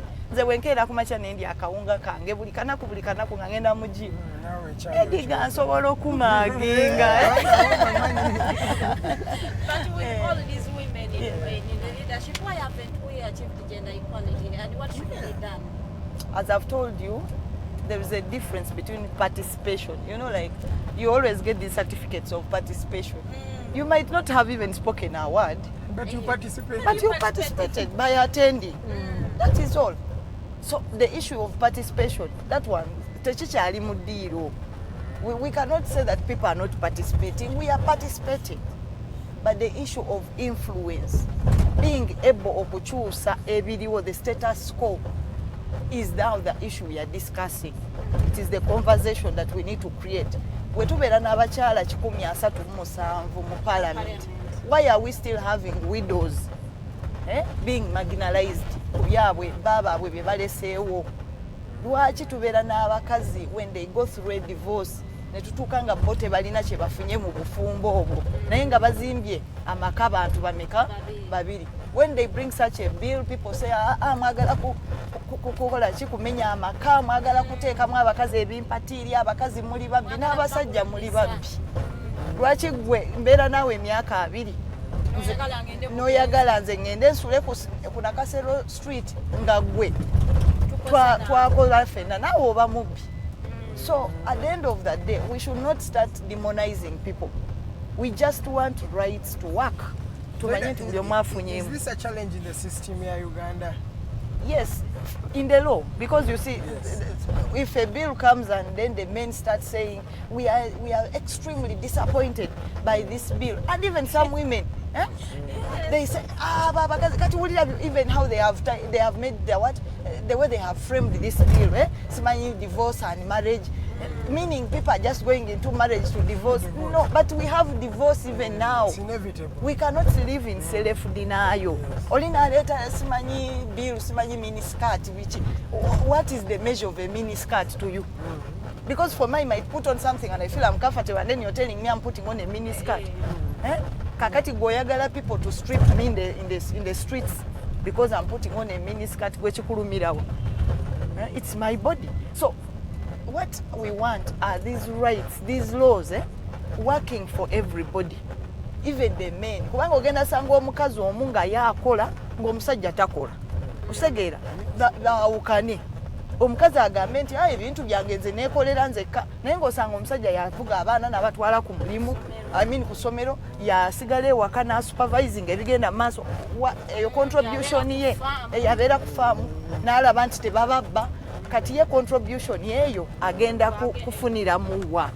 So this thing is not just even about women. If the law is equal, it will treat both the men and the women equally. So saagala abantu bakitwale nti bwe bagamba mbuno bwe mwawukana ebintu mubigabane. These days women work. Actually women work harder than the men. Yes. So actually this law is protecting even the men. Naye ekyo kyo tebakiraba. There is one person I know, though the case is still ongoing. When they went through a divorce, omukazi yali asaba baawukanyeemu ebintu. Omusajja yayokya omukazi mu nnyumba n'afa. So nga lwaki nga tayagala omukazi we atwale ki abeeko kyatwala, naye nga n'omukazi alina contribution gye yakola. So at the end of that day, if this bill had gone through, eba eyanguyira ebintu nti bwe muba mugenda kwawukana biba bwe biti ne bwe biti ne bwe biti, things are streamlined. Naye buli we tubeera mu mbeera nga tetegeerekeka, omanyi nti no saawa zino, like this renowned, Sheikha yafa Muzaata, I get embarrassed when I see such a big family. Kati what about zino family entonotono ezitali exposed? Ng'omukazi namwandu bamugobye mu nju alina omwana, they are accusing her of different things, naye nga byonna byekuusa kuki kubyamaka kubyenfuna omugenzi bye yalekawo. But you see, if the law was very open, ng'emanye ekyokukola, then things would not happen like this, because you see they are embarrassing the image of a man that we respect. Kubanga alina contribution gye yakola mu ggwanga lino. So at the end of the day, olabira ddala family zonna, family y'abakyala babiri bonna bali awo, tomanyi kiddako, olya side zonna ziweereza biki bisongovu, minister biyingiddemu. Ideally minister talina biyingiramu.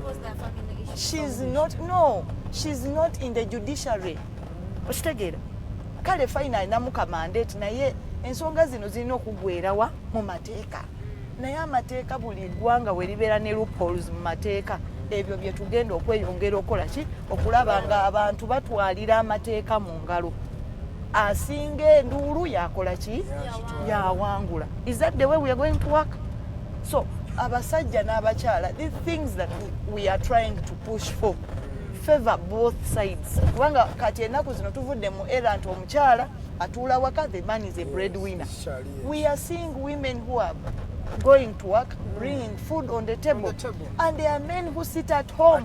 They are unemployed.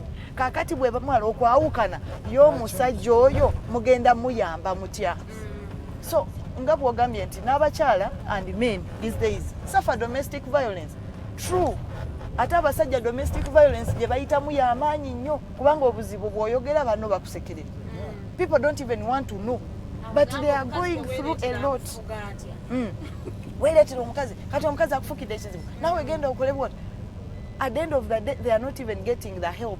Luli counseling, kati olaba abakyala baba counseling biki omusajja abeerawo psychologically ng'ali tortured.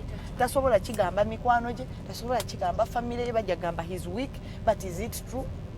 he's a human being. Ajja kufunayo omukazi ng'amusinga amaki amaanyi. So what we are trying to create, by the way, banaye abasajja mutwagale nnyo ffe abagenda activists kubanga ffe kye tulyogezaako creatinga twagala tubeere benkanya ku sayidi zombi. Tetwagala kugamba nti unyigiriza sayidi emu kubanga mu nsi muno we co-exist. Tetusobola kubeerawo ffeka ng'abakazi, temusobola beerawo mweka ng'abasajja. But how do we live together to see nti tuli mu lensi yemu ffenna tulabibwa ng'abantu. Ng'abagenda activists muvuddeyo mweno process nti mwagala mufune obenkanya both sides tufune gender equality. How can men get involved? One, before we used to have a lot of trainings about gender equality, emancipation, feminism and all those things. Naye twagenze ne tulaba nti it is not good to isolate that it's a women's conference, a women's conference. We should have both the women and the men in these trainings so that they appreciate the concept eya gender equality. Naye bwe tubeerawo ne tugamba muno tugenda kubeera ne concept ya side emu one sided nti tulina okubeera abakazi bokka nga bali awo mukaki mu ruumu kaabwe tubyogerako banaye abasajja batuyisa bubi. We need friendly forces kubanga weeba Edgar leero naye atudde wano naffe. I am very proud because he is appreciating certain things. Yabadde tamanyi naffe tulina bye tuli omujjamu bye tutakola ki bye tutamanyi. It cannot make one person to tango nga bwe bagambye, it takes two. Kati kye tugezezaako okulaba nti we are empowering both sides. Wanga tugenda tuuka tulabe nti side emu eri over empowered ate side endala ebeere marginalized, then tuddemu tugamba atukole affirmative action ey'abasajja tubeere mu circles ezo bwe zityo ate tumale tuddemu kati abakazi ate mizaani yaganye. So we need to empower both sides so that both the men and women appreciate gender. Zerida, as a concept. I want you to just give us a highlight challenges the mufuna abakyala bali mu politics namwe, like the basic highlighting otubuli zino challenges ate tusolvinze tutya as the women, as the men, then as Uganda as a country to solve these challenges is affecting abakyala bali mu politics. As the men katandikirawo and women ekisookera ddala role definition nti omukazi alina okukola kino omusajja alina okukola kino. Those things bireesa obuzibu lwaki nti newe tuba tuli mu politics tulina gye twakulira. Kakati omukyala bw'obaako kyokola ng'oli agamba oba kano baakakuza batya, you know, they go back into that. Ne beerabira nti ate tulina okukolera ewamu. Nga bwe nkugambye ne mugenda on an important meeting, there is probably even these waiters or waitresses that are going to serve you. Naye oli n'akulaga nti you are below them, n'akudimiininga genda oleete chai. You be the secretary, why shouldn't I be the chairperson? Why should I be the one to take notes for you? It's like finding a young man or a man in a saloon plaiting hair. No, ogwo mulimu si gw'abakazi, gw'abasajja gw'abakazi. I see women on sites bapoota n'abakanika gye bali. Doesn't the car move amalo kanika? It does. Very good. So the issue is sagala ate omuvubuka bw'aba ali mu saluuni asiba enviiri mubuuzi lwaki gwe wasalawo okukola enviiri, lwaki tewagenda mu bwamakanika? Why? Kyasobola. You know? Like yesterday there was an argument on Facebook. On Saturday, one female present on NBS yavayo n'abuuza Angela Katatumba lwaki tazaala. Why are you not giving birth? And then like Babas was like, no, you can't come out and question someone why she's not giving birth. People are battling issues you do not know. Maybe she has tried getting pregnant and she has failed. And for you, mu public avayo n'abalaga nti tayagala mwana naye nga ayina ebizibu bye byalwana. Mulekerawo, and she was like, stop entering in people's uteruses. People have problems. Kakati bwagamba bwatyo. Bwamuzaala agenda mu babysittingira agenda mukola yasalirwawa, you know? Like people are battling issues you do not know. Stop putting your noses in people's uteruses. Yes. Let them be. And it is actually not good. No, it's not. But Olava, actually, the other challenge we have faced, talking about challenges, is this social media demonization. I can tell you the way they demonize women, nosanga olinga kubyewo ogugambo ku mukazi, and you feel like, okay, yeah. The waliwo nawadde suspension, by that given suspension Facebook for some time. Lwaki nti omuntu abeera wali, they are called keyboard warriors, that's how I call them. Because really they fight. Well, for them they fight there on social media. Bavuma. They have social media in-laws. In-laws, but for me I call them warriors because these are weapons. Olunaku, boom. Ne mwambula abakazi, ne mukola biki. You know, these are things that are bad. But at times, I really don't want to blame these in-laws of social media. Maybe sometimes we give them what to talk about. Also, katandika novaayo ng'obalaga obulamu bw'obulamu bwo kati bw'oleetawo kino ne bakuleetera biri eby'emabega ne bakulaga. Sometimes we give them much information. Why is it that the men, lwaki abasajja tekibanyo bwekityo? Because you see, abasajja babakuba lwasanga bamukubye. Rate gyebakwirako abakyala si omu nze kugambye rate ya, let me tell you, lwasa bayinza okuba bamukubi. But Farida, if it were you or me, they would look at your hair, look at your ear, look at your nose, look at your eye, look at your toe. Ostegera? Ne bakikuvuma. Notuuka n'ogamba, God, did you create me or I was just, dropped from somewhere? Kati engeri gye babashingamu abakazi. Even the media coverage of women, 80% of the content is sexual. Yeah, it's not having any sense. Ogendo kulabanga, look at a newspaper. We can challenge it now. Tugende ko mawulire sazo. Today is a Women's Day. Tugende tuguleyo ko bagizita onion, simanyi red paper, simanyi ezo those tabloids. Tugende tuguleyemu. We sample it. No headline ogugambo naye ogenda okebera oba oluusi ebintu mubitwala nnyo omanyi I don't know sometimes watu bitwala nnyo at heart abakyala because there is a statement one individual made akola mu FIFA sorry bali meeting n'agamba board meetings of women really take too long abakyala boogera nnyo mama guy bamulumbyawo gambo kyamutwogera nnyo I said the man had to step down. He's a FIFA official representative in FIFA. Yes. An international body just because of that statement. No, how does he say that abakyala boogera nnyo? What evidence does he have? N'abasajja boogera nnyo. That is exactly what they were also arguing. Yes. No, say Zerida ayogera nnyo. That is okay. But when you say women, board meetings of women take too long. No. There are women who don't even waste time. Yeah. I can tell you time. Hey, straightforward. While you're musajja agenda, there is a place we went to, I remember it was a workshop. There was this one guy sijja mwogera. Naye nga buli wakwata omuzindaalo tuseka. Because we know agenda kwogera alanda je ave ku mulamwa. Naye I cannot start saying guys don't talk. I mean guys talk, guys don't talk. No, I will say gundi ayogera. You know, that is okay.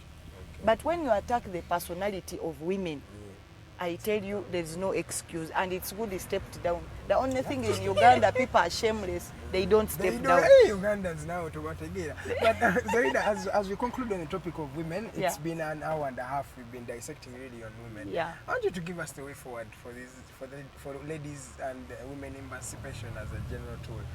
To abakyala bakoze batyo okwekulakulanya in this day and era, and as we celebrate Women's Day, what is the future for women today? The first thing I can say is that one, let's not take whatever we have as a token. Sinti batuyambye ne bakituwa. We earned it. We have earned it.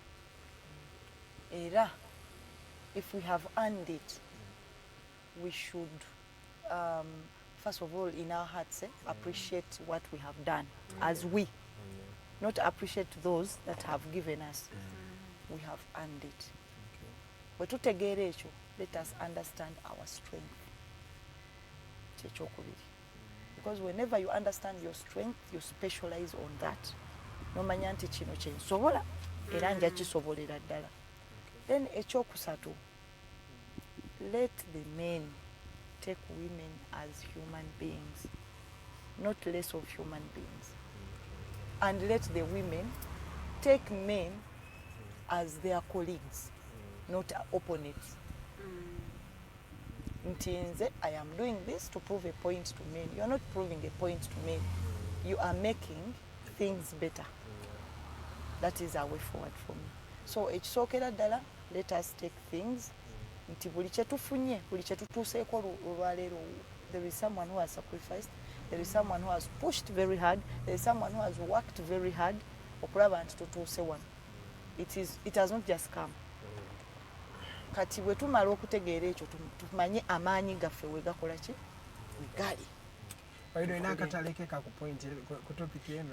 her to share a women's empowerment moment that inspired her. What's that moment that inspired you? Okay, yeah, I remember I watched a video some time back. It was an inspirational video. Omukyalo ono bali basala abakazi yali ava mu Australia. So she was in the US, she was sharing her story. Now that is culture mixed with a lot of things. Yes. Kati kulw'okumusala teyasobola kufumbirwa. So she was around 45 years and she was sharing her story. Nagamba, nalabanga abakyala nga they have a normal life. Because usually ebintu bwe bityo you cannot be sexually active. So mukazi yafuna obuzibu obwo. So nagamba, I used to admire couples moving in the park and all those things. Nagamba, but one time I stood up. Nagamba, these people bankola kino, because she was saying bachimukola because they were saying that women have a very high sexual appetite. That is why they do it. Kati ye nagamba, if this is what my perpetrators wanted, nyenda balagako. So one day she went to a dating site where again na tekayo her what? Her details. And there is this one man who came. Kazi namuyitira mu buli kimu nga bwe kyali. Agamba n'obuzibu bwe buti biki. Kati omusajja namugamba, I don't mind. Kati omusajja n'abeera n'omusajja oyo. So she went, they wedded, and then she moved in his house. So when she moved in, definitely she could not have babies. So nagenda na adopting omwana. But she did all the things nga abantu ababimukola because it was her family. Bali tebabimanyi. So she adopted a baby, amala adopting omwana ne babeerawo. Kati the mom came. So when the mom came, namugamba, come to my home. Omwala, she deliberately did it. So when the mother came, the mother said, how come you're married? Then you have a baby. Okoli, nti I wanted to have a family. Kona mgamba, do you know why I did that to you? Your father treated me like this, did this. You're going to get heartbroken. How come? Olina omwana kati yete amugamba nti the kid is what? Adopted. Kati omukazi n'amugamba, mama, sisobola kulivinga mu shadows zo. Nange nina okuyita mu bulamu obwange. I have a right to make my own mistakes and I have a right to make my own decisions. That is what I'm bringing today. You have a right to make mistakes. And men make mistakes. Women can also make mistakes. Don't be afraid to try. Try, make a mistake, be better. Omanye nti okay, wano ntomedde kantereze nkole bwenti. So today the thing I can leave for women is that temutya kukola nsobi, because nkimanyi nti bw'okola ensobi ate oyisibwa bubi nnyo nga dano omusajja ng'akoze ki ng'agikoze. Naye ekisinga obukulu, gezaako kola ensobi obikaminge omuntu ow'enjawulo ate ow'amaanyi ate ategeera nnyo okusinga nga bw'obadde. Buli wokola ensobi otegeera nnyo okusinga nga bw'obadde.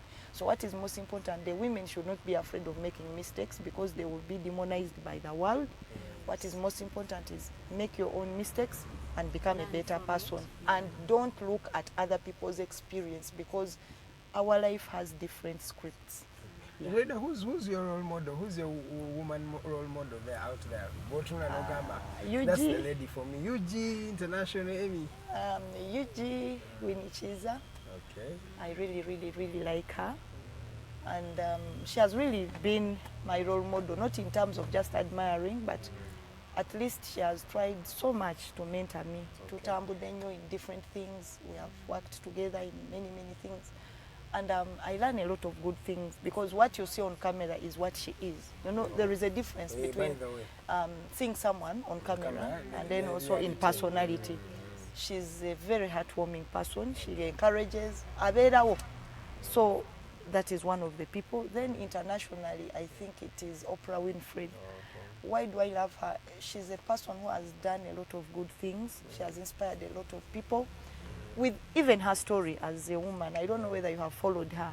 From her childhood, she was bam raping angamuto. Na actually that experience yaitamu natasobola kuzaala. So she represents this woman. Ayise mu buzibu bungi, but she remained good. Because sometimes experience ekufuula either omubi oba omulungi, either weak or strong. Those two things, it's a thin line. So she inspires me a lot. Right.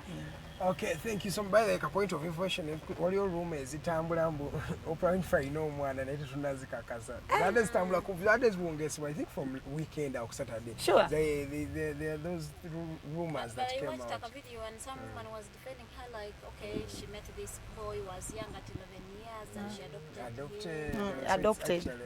All right, at just 41 minutes past 8 a.m.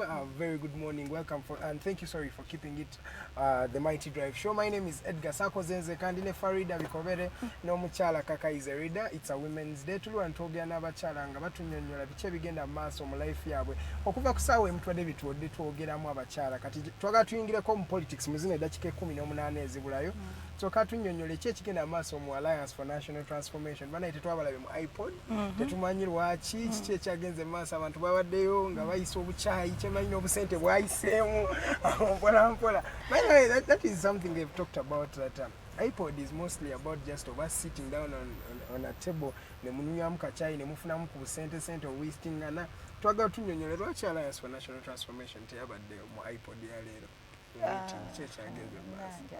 iPod. Okay. iPod is iPod. It's okay that dala. Ugandans, let me just first make a plea. Okay. Ugandans njagala abantu nadala social media warriors banange mbasaba busabi. You respect people's decisions, whether they are right or wrong. Buli omu alina ensonga lwaki asalawo nga bwakoze ki nga bwasazeewo. N'ekyokubiri, in Uganda, I would love to see a country where we have transition of power peacefully, you know, where leaders speak out their hearts, and you see tunoonye national development. Naye ekizibu kye tusinza okufuna naddala mu iPod is that olaba there is one man superior than others. I mean, it's a summit meeting. Why would you put on Lugabiri? He will tell you that that is how he dresses. By the President Museveni, no. Yeah, of course he's always casual. Nobody commented about his shirt because we are used to his shirt. Even the sandals. I am a shirt here. You need to take a sandals most of the time. Now, I've seen him go to very important. Now when you're deco with chai.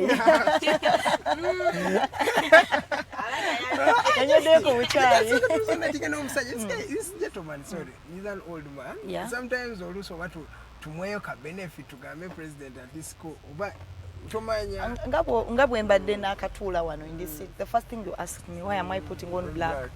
You know, buli kye tukola in presentation, there is a way you are gauged, there is a way olina simbo gyokola signal gyowa, mostly non-verbal communication. Yes, I might sound happy naye osobola otegeera in my body posture nti nina obuzibu. So basically that is number one in negotiation. Kugamba kyalaga nti bano ejogo sincerely oli ayambadde kasande we yake katayi nga kasala n'enswera ataddemu kakooti then oli ajjidde mu lugabire ekiragira ddala nti mmwe muzze kulaba nze it's not a negotiation but you see this country about those symbols nenge gye batuddemu president is there in front then bano bali eno a summit bantu badde batulawo ne satula you are equal NRM all of us are equal naye ekyo kyalaze the sitting arrangement, the dressing, buli kimu, the way the guy came in, I think he came in last, kati ebyo ebintu ebyo byonna, if it is 8 o'clock, all of them would have arrived at 8 o'clock. That is management, so that ebintu byonna bikolebwa in a way that we are here to negotiate for the good of this country. Naye engeri gye kyazeemu nze ndabira ddala, it was just campaign, campaign reflection, bana ebyakuyisa bitya naye watukuba kibooko omusajja gwe ate mufaayo sorry bwe bityo. That is not what we are discussing right now. There are people who are missing. These people were breadwinners in their families. These people have parents. These people have families. Kati ebyo byebintu byetulina okwogerako. People lost their lives. Frank, abana bangi nnyo abafiirwa obulamu. But then Zerida, one would say, how are you going to talk about these things? Omusajja ofunye chance emuyimirira maaso n'omugamba bino ebintu. Because an iPod meeting, you have a chance to meet the president face to face. First of all, n'omugamba ekintu kya chance tukijje mu vocabulary yaffe. He is the servant. Obuzibu bwe tufunye mu Uganda, we make leaders our bosses. Naye mu kalulu fe abagenda ne tukastinga that vote. So it's not a chance. It must be. Bwe wabaawo obuzibu yalina n'okusooka okujja. It should be the way round. Why abantu bano ababuze fe abannayuganda fe babosi. Naye kati kyali nti ye yali boosi, bano bafunye nnyo akakisa okubeera nga bayimiridde mu maaso ge kabona. No, kyandibadde nti ffe abasookayo okubeera nga atuwa ekitiibwa kubanga without that ballot anyway ebyo saagala bigenda mu nnyo. Anti mbadde manyi nga wazze chance yalibadde beta kale ne mu meeting n'omwogera ku zino ensonga naye okuboycottinga oluusi tekibeera oba sign of let's say immaturity. No, sometimes it's not worth it. Kati kirungi oli munamawulire sooka ombuulire what were the resolutions bwe baavaayo. Kati nejje bazitwala bazoogerako boogezi naye ne parliament egamba tetumanyi gye bigenda iPod. Njagala kumanya ani gwe baayimbula bwe baava mu meeting eyo. Bano be batta who has been compensated family yaabwe. We are now talking about tangible things. Ekyokubiri, this whole court petition, ebintu bingi, because you see when justice fails, what do you expect people to do? Bagenda kwata amateeka bagateeke mu ngalo zaabwe. Ate awo you will not control them. I don't support mob justice. Nze mba njagala kubanga waliwo omuvubuka lumu bamukwata, he was just in a wrong place at a wrong time. Waliwo ababbi. Kati mu process eyo ne bamusanga nga naye atambula. Omuvubuka baamukuba to a point of death. Kati bagenda okitegeera omuvubuka nga tamanyi teyali mu lukwe naye ng'olwedde kibaddewo kikoze kibaddewo. But you see, if the justice was working system n'ogamba nti tumutwale mu court, then the court would have proved whether he's innocent or guilty. Naye kati tuli awo twagala tugotagota ebintu. Wali abagamba akalulu kabbibwa nange nga mwendi, wali abagamba nti baawangula, and we are there. Then we are having leaders, they don't respect each other. Tulina kyovaako bwe respecting omuntu. Kakati gw'ogire mu sapatu bannamwe banno bambadde bulungi. What negotiation are you going to have there? Oli atudde eri alinga ye convener. Temulina agenda. What was the agenda of discussion entuufu? Yeeyo agenda yammwe gye mukoze bye bantu bye baagala, oba mukoze agenda yammwe nga mu abantu basatu oba bana? Agenda eyo erimu baani? Is it a people agenda or it's your personal agenda? Kubanga nze kambuuze, did they consult anybody? Kubanga muli bamawulire, they would have made a press conference bagamba tulina emikutu bwegiti ne bwegiti, tugendagenda mu district singa 10 tukole a people's agenda. Agenda eno gye tugenda oteesaako ze zino ensonga z'Abannayuganda ezibaluma. ate ani mediator? Is it now the chairman of NRM being the mediator, being the culprit, being the convener, byonna mwebiri omwo, being the funder? Because we have also to look at the source, the source of funding. Who funded the occasion? Nzoze wange nkufumbidde ennyama ng'onvuma otandikirawo. We must. No, that is not the issue. Abantu abo bali nga 10 oba 2 oba 2 oba 3, because I saw the official NUP list. It was about social media, right?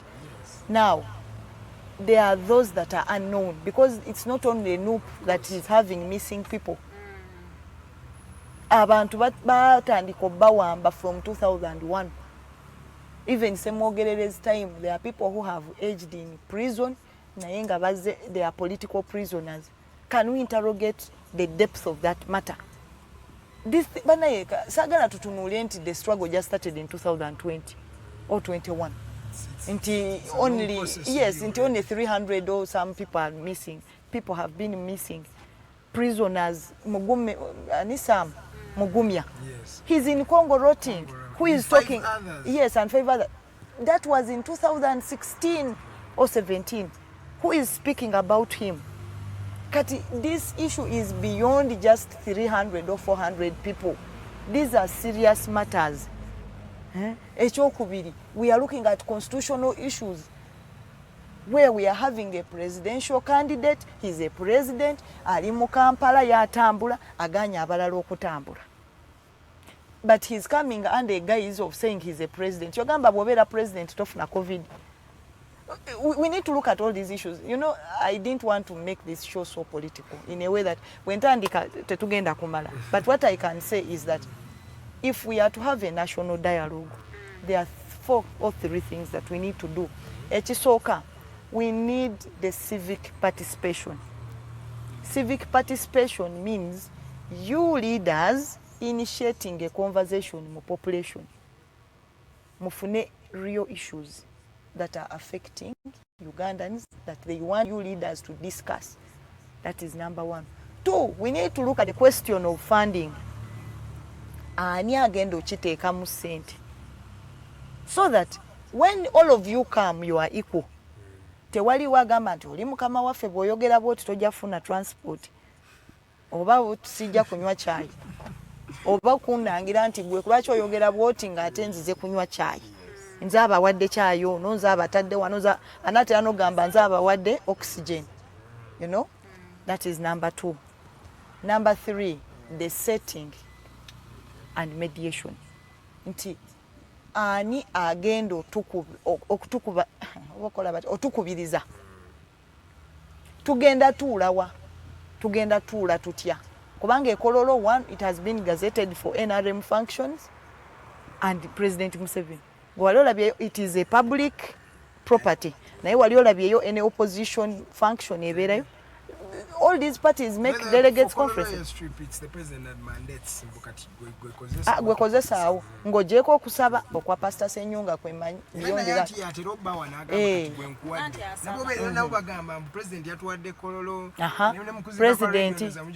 president kati kyafuuka property si ya president ya Museveni.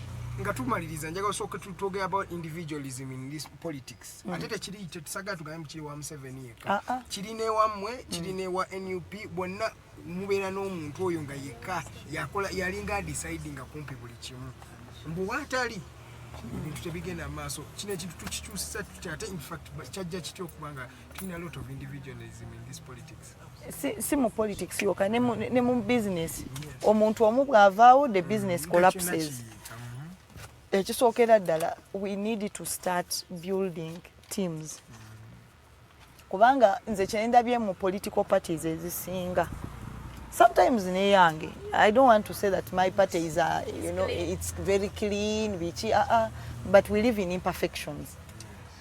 Ekisingira ddala okunyiiza is that people think bakwata obwongo bwabwe ne babuteeka in their armpits. Ne babeeranga abatabeerangako na buki na bwongo. ne tubeeraawo oli n'agamba gundi bw'atasalawo nze sirina kyenkola nze gundi bw'abulawo. Let's build systems. Nti waliwo system eya conflict, waliwo system eya evaluation, waliwo system eya kino. It is going to help. Naye buli wobeera omuntu nze nina candidate omu opposition bwe baali batambula mu bino ebya president ng'agamba I will do this, I will do this, I will do this, I will do this. You cannot be I. It is we. So ffenna tusooke twebuulirire nti tosobola buli kimu. If I woke up this morning nga nzija ku Mighty Drive nga mwe temuliiwo, I would not do anything.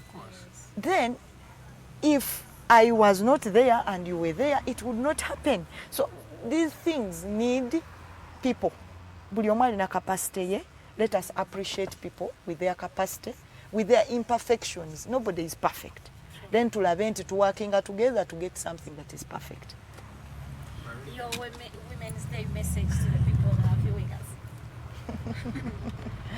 us. Okay.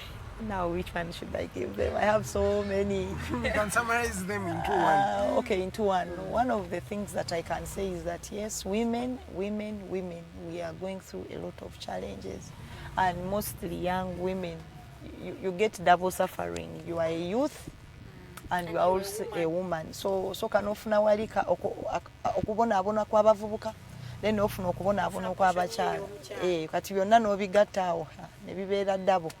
But one thing I can say is that we only gauge people in terms of strength and focus when things are difficult. Ekyo kye nsobola okubagamba nti osobola okupima amaanyi g'omuntu n'obuvumu bw'omuntu oba focusing yite ntya mu Luganda naye kwegamba endaba y'ebintu engeri omuntu gy'alabamu ebintu ng'embeera nzibu tosobola bimanya ng'embeera eri kukakeeka. So abakyala tugenda pima amaanyi gaffe ku lw'ebizibu bye tulina n'embeera gye tuyitamu okulaba nti either tuli banafu oba tuli b'amaanyi. Naye nze nsuubira nti tutunuulire nnyo ebirungi ebiriwo, tutunuulire nnyo opportunities eziriwo, si mu byabufuzi byokka. As I said, I'm also a business coach. Omukyala ne bw'onoobeera n'obwongo obulungi nga tolina ssente. Ssente is one of the tools of power. Bw'oba olina ssente, it's a tool of power. Kyobolaba oli yayimba oluyimba n'agamba oli yagamba nti no gwe osoma okufuna ssente, nze nina ssente, kati what are you saying? Kakati what are you saying? You either come or you don't come. You either come or you come. Kakati awo abakyala bwe tuba twagala okubeera independent minded, tugende tukole, tunoonye byonna bye tusobola okukola, tetunyooma mirimu. Ate tetukategorizinga mirimu nti gino gy'abakazi gino gy'abasajja, tewaliwo ekyawandiikibwa. Ekikulu nti ogwo omulimu gusobola okuwa 10, genda okole. Ekyokusatu tukome okufuna loans. Kano kankwogere kubanga mu tawuni wano kayitiridde. Tukome okufuna loans just because twagala okugula enkoko, twagala okwambala obulungi, twagala okusiba enviiri n'okukola enjala. Bakyala bannange bw'ofuna kalooni kateeke mu kintu ekigenda okuzaala ssente. Bw'onookola obulungi ng'omanaginga ssente yo, omwo mwogenda okujja akasente ako okole enviiri nga tokoma. Naye bw'onookola enviiri omwezi guno, omwezi ogujja n'otakola, banno bajja kusekerera kubanga tolina wogenda zijja walala, ate ojja kwendingapo nga bakusibye. So mbasaba bakyala bannange bw'oba ofunye looni gikozese bulungi, sasula looni yo naye ogenda okole olabe nti weekulaakulanya. So n'ebigambo ebyo ebitono maliriza ngamba bwe nti mu mbeera yonna enzibu wabaawo eddinisa eriraga essuubi. Tetugwamu ssuubi emirambo gye giba nga tegirina ssuubi. Tubeere n'essuubi oba oli mu mbeera ki, kola nnyo ate weesige Mukama Katonda. Tujja kumalako omwaka ogujja bino bye tubadde twogerako wano, by the grace of God biyinza obutabaawo. Tujja kuba tukola ki? tulaba birala. Zerida soko tunyonyolemu biki ebikusanyusa mu seconds nga 5-10. What your party should take amune what you enjoy doing and your plans for Women's Day after here. Are you going to do what you enjoy? Unfortunately, with my life, I no longer enjoy that much. But Namugamba, I love listening to music. Okay. And one of my favorites is Juliana. And I say hello, Women's Day. I really, really love her. And I guess one day nja kumulaba. I like listening to music, but basically after here, going with my other colleagues from ANT, tugenda kukyalirako one of the wives of abantu abagenda nga bamisinga on the 18th of November. That guy has never been seen. Tebamanyi na gyali. So we are going to extend our love and encouragement to one of them, but she's just one of the many that we cannot reach out to. Naye kye tusaba mugume teri mbeera ya lubeerera. At the end of the day tujja kubanga tutuukayo. It's been an honor having you in the studios. We pray that each time we reach out to you, you come. Batulabye olunaku lwa leero, it is a Women's Day. Mwebale kutulaba ate neweeresa nogamba nedda kandabe bano abaana ku Mighty Drive tubeebaza nnyo nnyini ddala nti mwebale kubeerako. Page yaffe abatatulabye on Facebook program nga bweri egenda kubeera ku YouTube. We are the Alternative Uganda. Osobola ogendayo ate nolaba program yonna nga bweri naye nze nja kubawaayo my message for Women's Day is dream big, be courageous and always ask for help. Dream big, be courageous and always ask for help. Nanga ate omuntu tajja tegeera nti weetaaga okuyambibwa naye bw'ovaayo n'ogamba nedda neetaaga okukola kino naye neetaagako obuyambi bajja kuyamba obudde bwokumpi bunsuseeko bubaŋŋamba vaawo bayingirewo so sijja kwogera bingi nnyo nkoze n'omukulu Jeremiah Mutiri mu control ate omukyala Elizabeth Musitwa yabadde ku kamera y'olunaku lwa leero tumusime kato yatuvuze ate omwami Mukose Arnold Anthony yabadde director waffe mubadde balabi balungi okuva eri gye twatandikidde mpaka wano wetukomekereza mubeere bulungi tusinkana olunaku olw'enkya nga tulina omulangira na Kiringo Kimbugwe mu studios mweraba.